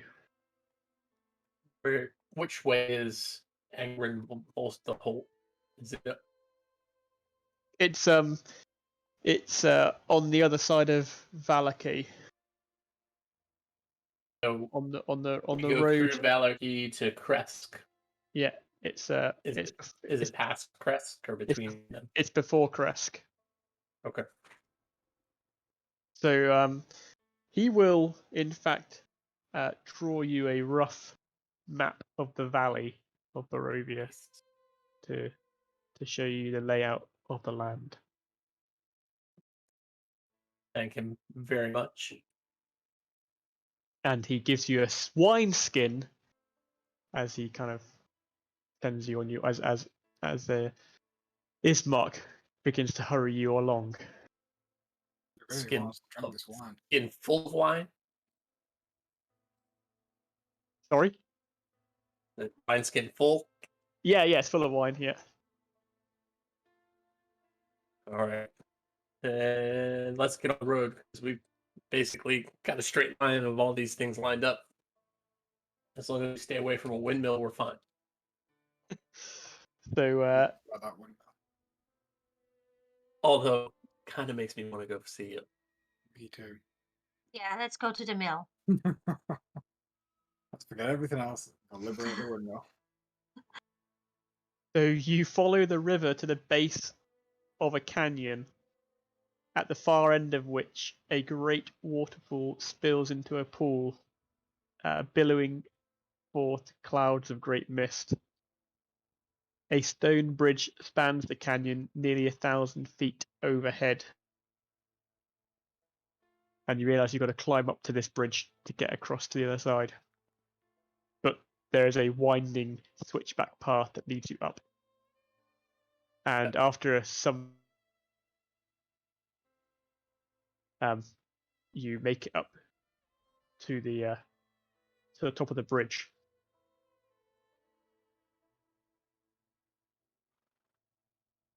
See this the dirt road that you're on clings to the side of this mountain and ends as it arches.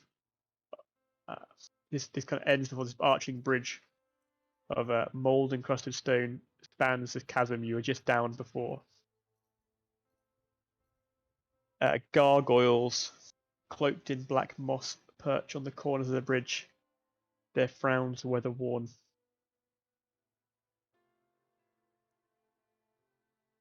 Do you make your way across the bridge? Yeah. Is it? Yep.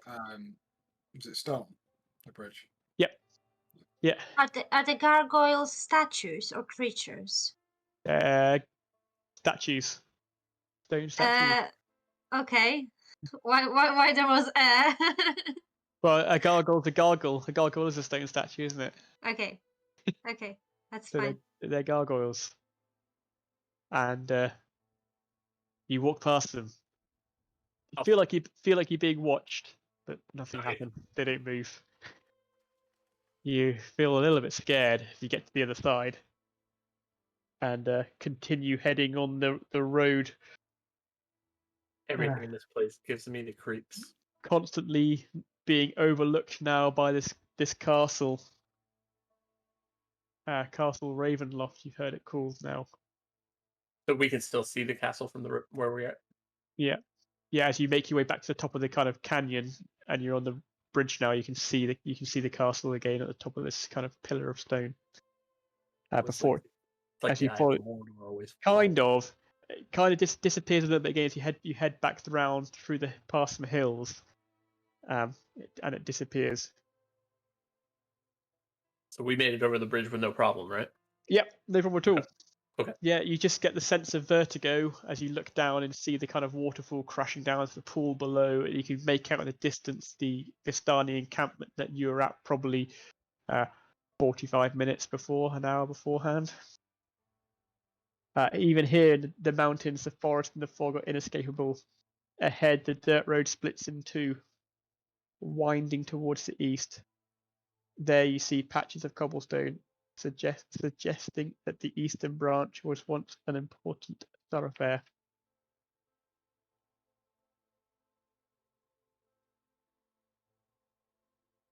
After winding through the forest and craggy mountain peaks, the road takes a sudden turn to the east, and the startling, awesome presence of Castle Ravenloft towers before you.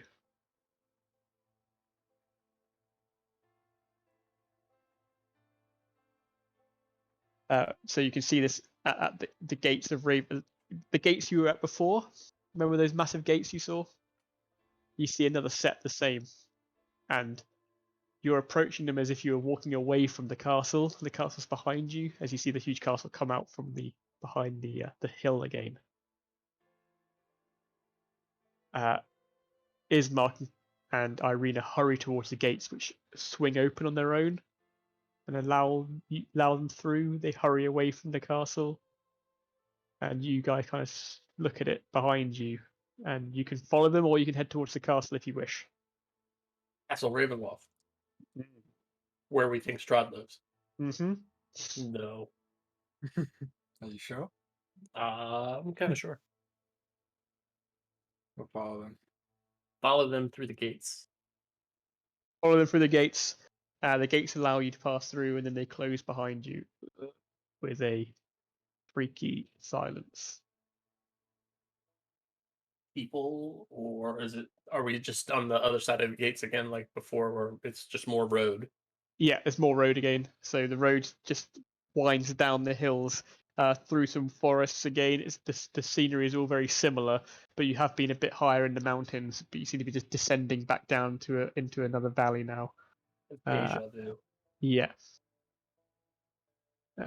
D D8.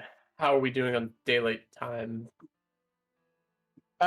It's you've probably got 3 hours of daylight left, which should be plenty of time to get there. You hope. I do. Let's put a hitch in our step. Yeah, just pick up the pace. Okay. Any As you're reason we walking through the wouldn't give up? woods,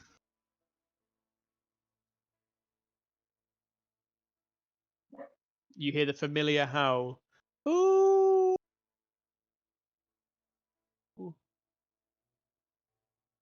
As you hear a pack of wolves rushing through the woods towards you.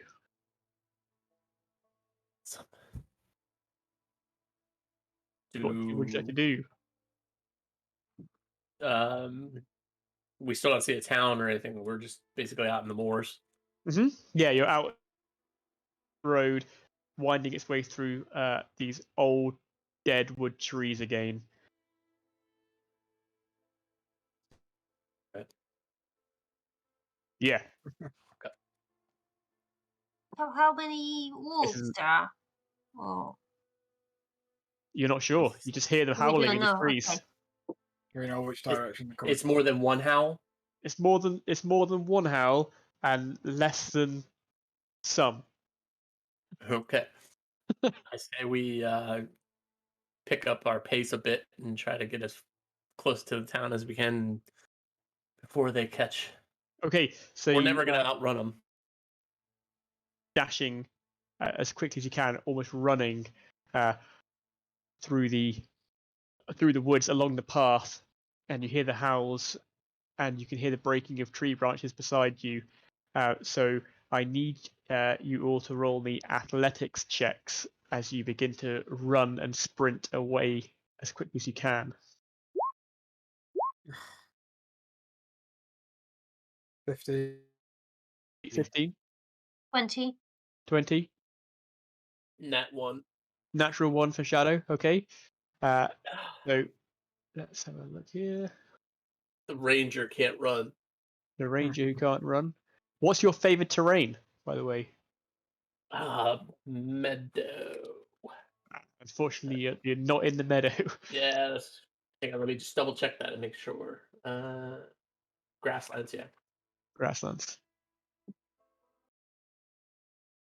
Okay, so Shadow stumbles on some rocks. He's looking over his shoulder and trying to pick out the wolves that are coming, but he manages to get up with the help of Jack along the road. But he's struggling a little bit as you're running along through these trees.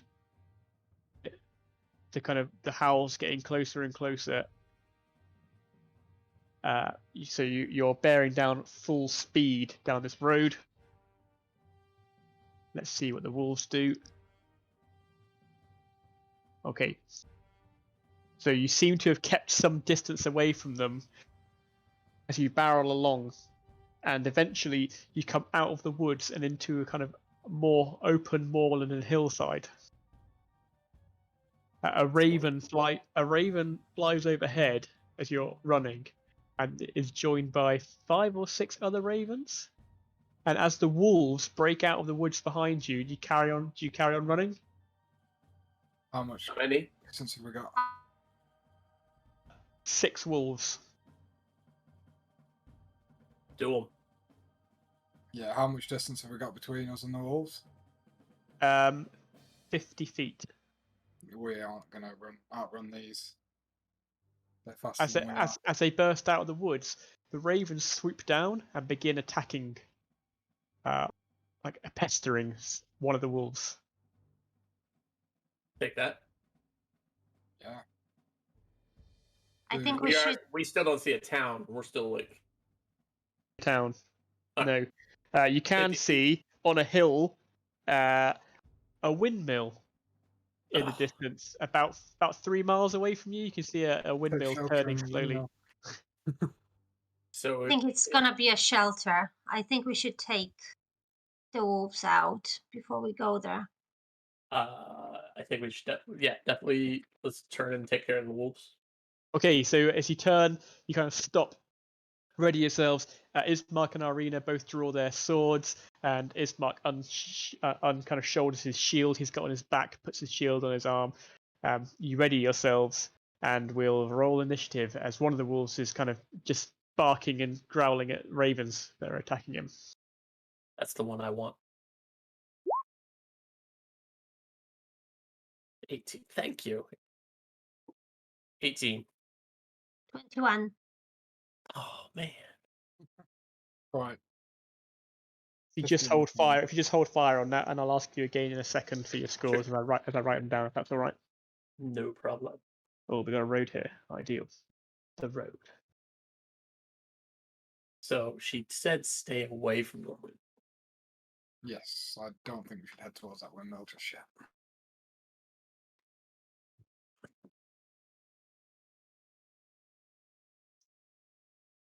Some distance properly. 5, 10.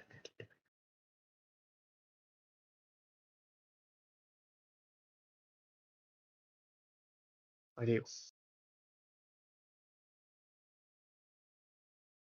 So have you?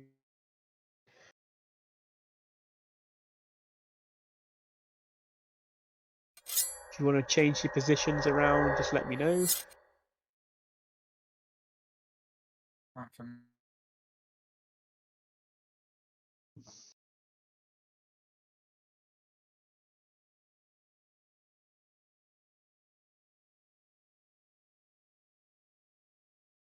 That's the tree line we just left. Yeah. Okay.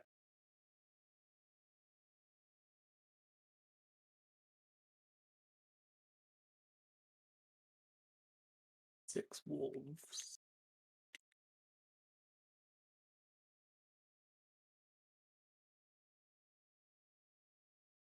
if you guys go for the one that's being accosted by the ravens, they might be giving you some kind of advantage.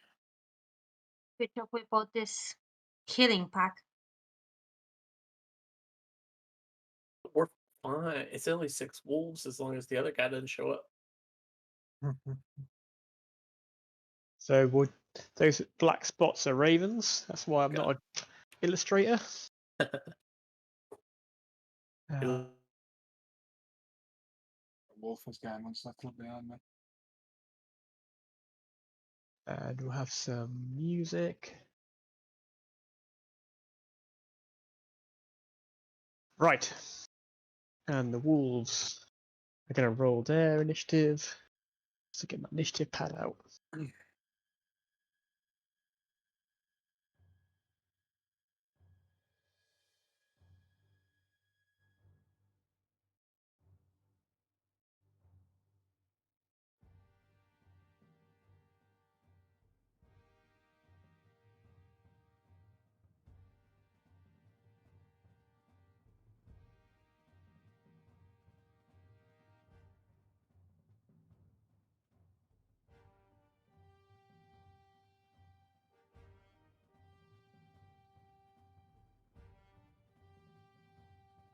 And Ismark rolled that. Irina. Ooh, Irina. Okay, Jax. 15. 15. And Shadow. 18. 18 for Shadow. And Fox. 21. 21 for Fox. Ideal. So Fox, it's your turn first as you turn around and see this wolf being accosted by the ravens. Everyone kind of stops, turns around, panting a bit out of breath, but you decide to stand your ground and see if you can get rid of this foe that have been chasing you for the past 40 minutes or so, or not that long, 10 minutes or so. Yeah, I'm going to probably hide behind the biggest person in the party and then yeah. try to shoot. Yeah, so you can hide behind Jackson if you want to, which you can do as a halfling, which is cool. So you kind of rush up, roll to hide, roll a stealth check. 18. 18. You think you're hidden? Okay. I'm going to shoot then. Do I shoot as if I'm hidden or?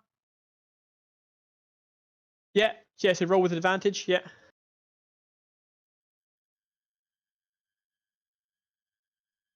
Oh, that was 13. 13 hits. Just. And 11. And 11 damage. So your bolt comes out. Which one are you shooting? The one that is so not the one that is being attacked, but the Yeah. one next to it. This one? Yes, because Okay. this one is distracted, so I'm going for the other So one. your bolt comes out, fires, hits it square between the head. Sorry, between the eyes, right in the head, and it just falls down dead. Whoa! And it's now the wolves' turn, so they're gonna.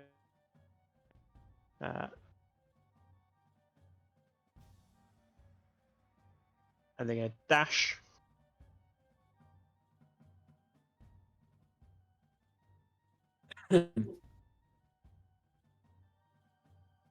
Longsword it is. Okay. So Shadow, it's your turn as the wolves burst out of the tree line. One of them gets felled as it's running. It just kind of slides into the ground. This is hit by one of by one of Fox's bolts, slides into the mud, and the other 5 just charge up the hill towards you and engage you, clawing at you, barking, trying to bite you. We're gonna since we can't go ranged, we're swinging the swords. 22. 22 hits For 9. 9 damage. Okay. Still up, but he's very bloodied. And I'm going to try to move back and get space. get some space. I don't know. Does that give an opportunity attack to the other wolf that was right there, or is that still? Yeah, so if you're going to move away from both the wolves, they're both going to get opportunity attacks against you. Nope, I'll stay. Stay where I you are. don't need to give him 4 times that it takes me down. So So, it is Jax. It's your turn as the wolves kind of barrel out. You hear one of them scream as it's cut by a sword. One of them falls down, hit by a bolt, and it's your turn. Which one did Shadow hit? The furthest away. Shadow hit this one here. Yeah. Right. Can I swing at the other one in front of Shadow? Let's see. Yeah, you can turn here, move towards it, hammer, drawn, take a big swing. 16? 16 hits. Oh, not good. 5 damage. 5 damage.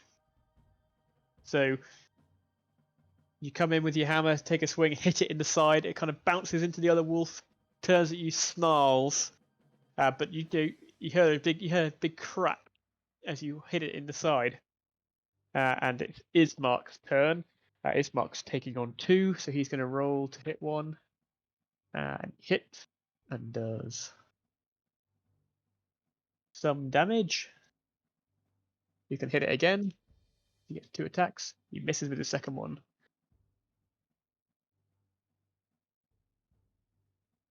Okay, Irina's turn. She's going to step in to help her brother. Get back, you foul beasts! She shouts when she draws her rapier and misses. We are on to Fox. It's your turn again, as the beasts have kind of charged into battle now. Going to shoot again. Okay. Going to shoot the one that is like half killed by Jackson. This one? Uh, This one and this one have both so been so hit. there is one that got like very badly hit. This one here.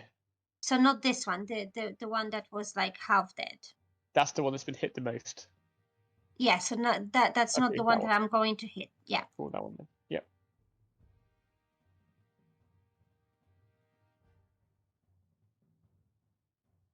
And that's 15 for hit Yeah, that hits. and 7 damage. 7 damage. So Fox puts down another wolf. Another lethal bolt comes flying past you, Jax, between your shield and yourself almost in the gap, and it hits the wolf square in the chest, and it falls down, instantly killed. Nice. It's now, however, the wolf's turn. So this one's dead. We'll roll him on his side. bring it on, cut out. Don't get confused. And we've got this one. This one's gonna come around here, and we're gonna have against Jackson a miss. 1 hit against Jackson for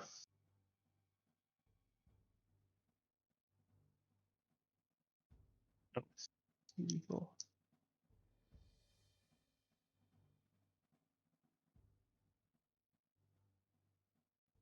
For 4.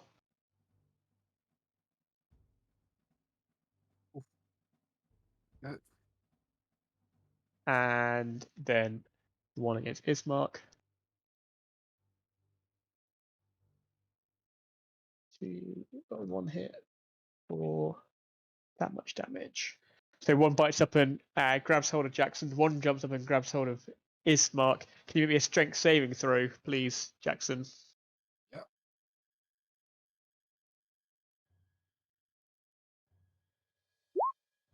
21.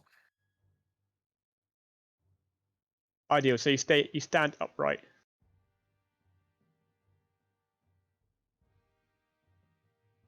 Okay, sorry, I was just messaging Mal.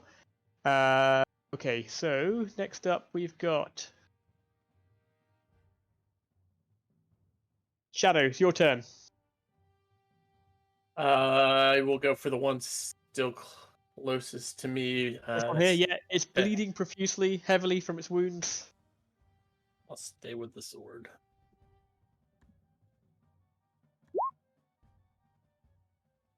At 17, that hits. For 8. 8 damage. You slice its head clean off as it's going to attack Jackson. It kind of jumps up to go for him, and its head just falls from its body, and the thing goes limp. What I was hoping for. Shadow. And then I will move out to the right or up camera, whatever you want to call that, so I can get some range and take out Like some here? other guys. Yeah, that's fair. Yeah, cool. So you kind of rush off across the off the road and into the brush and moorland to the side.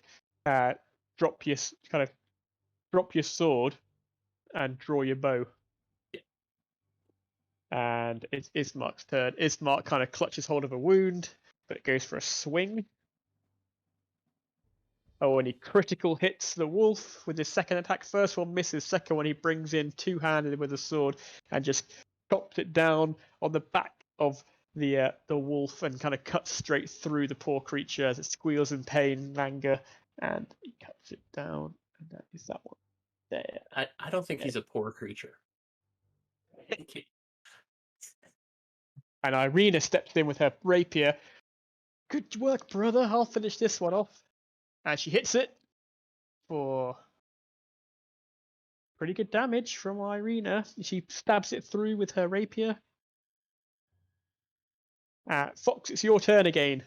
As the wolves seem to be dropping like flies now. There's only 2 left. Did you miss Going me? to- Again? Oh my. Did I miss you, Jackson? Yeah, I keep missing you. No, yeah, I do keep missing you, Jackson. Sorry, mate. I've got Jackson written here on my sheet. I need to meet Jackson. Underlined. I'll go for the one in front of me before Fox has a chance to take it out. No, I don't. That's 8. 8 misses, I'm afraid. And Fox, now it's your turn, Fox. I'm going to shoot again, and I'm shooting the one that Irina Oh, yeah, this one over here. hurt. Yeah. Yeah. And it's 23 That hits. and 10 damage. Okay, 10 damage. So another one slain by the wolf-fearing halfling. Still Exercising behind her Jackson's demons. back. And the wolf, if wolf is gonna turn around and bolt back to the woods. Nope. So you get to attempt to hit it, Jax. Come on. 14. 14 hits. 9 damage. 9 damage. You smack it. You think you've broken one of its legs as it kind of hobbles away. It's kind of dragging its back leg away as it kind of makes its way towards the tree line. Gets to here. And Shadow, it's your turn as you see this injured wolf rushing back to the trees. Time to put her out of her misery. Come on. 27. 20. It's. That's a gnat. Oh, did you critical hit? Did you? Yeah. Cool. So you trace it with your bow. Take a breath out, and just let it fly. And the arcs up in the air, and it just comes down. This poor limping wolf is suddenly pinned to the arrow. This shaft just goes straight through its head and into the ground, and the wolf kind of flips over and slams into the ground and slides to a stop. As you all take a breath, as you've defeated these wolves once again, and you turn around and look towards the distance and see this road winding down through the hills and to some more woods, and there's a creepy windmill just turning slowly in the wind on one of the hills you have to walk past. And on that, we'll leave the session Oh. and prepare ourselves for 3 weeks' time when we come back again and see what happens and whether our group can make it all the way to Valaki, or do they get distracted by the windmill? Shiny object. So yeah, Hopefully we'll see that what one. happens. So thanks for joining us, everyone. Hope you enjoyed the show. For those who did tune in to watch all of it, Thank you. and thank you very much, Mao, for being our stream host. And we'll sign off and see you all again soon. We're the International Dungeon Crawlers, so That's true. check us out. And I think we've got some more stuff coming up in the weeks to come.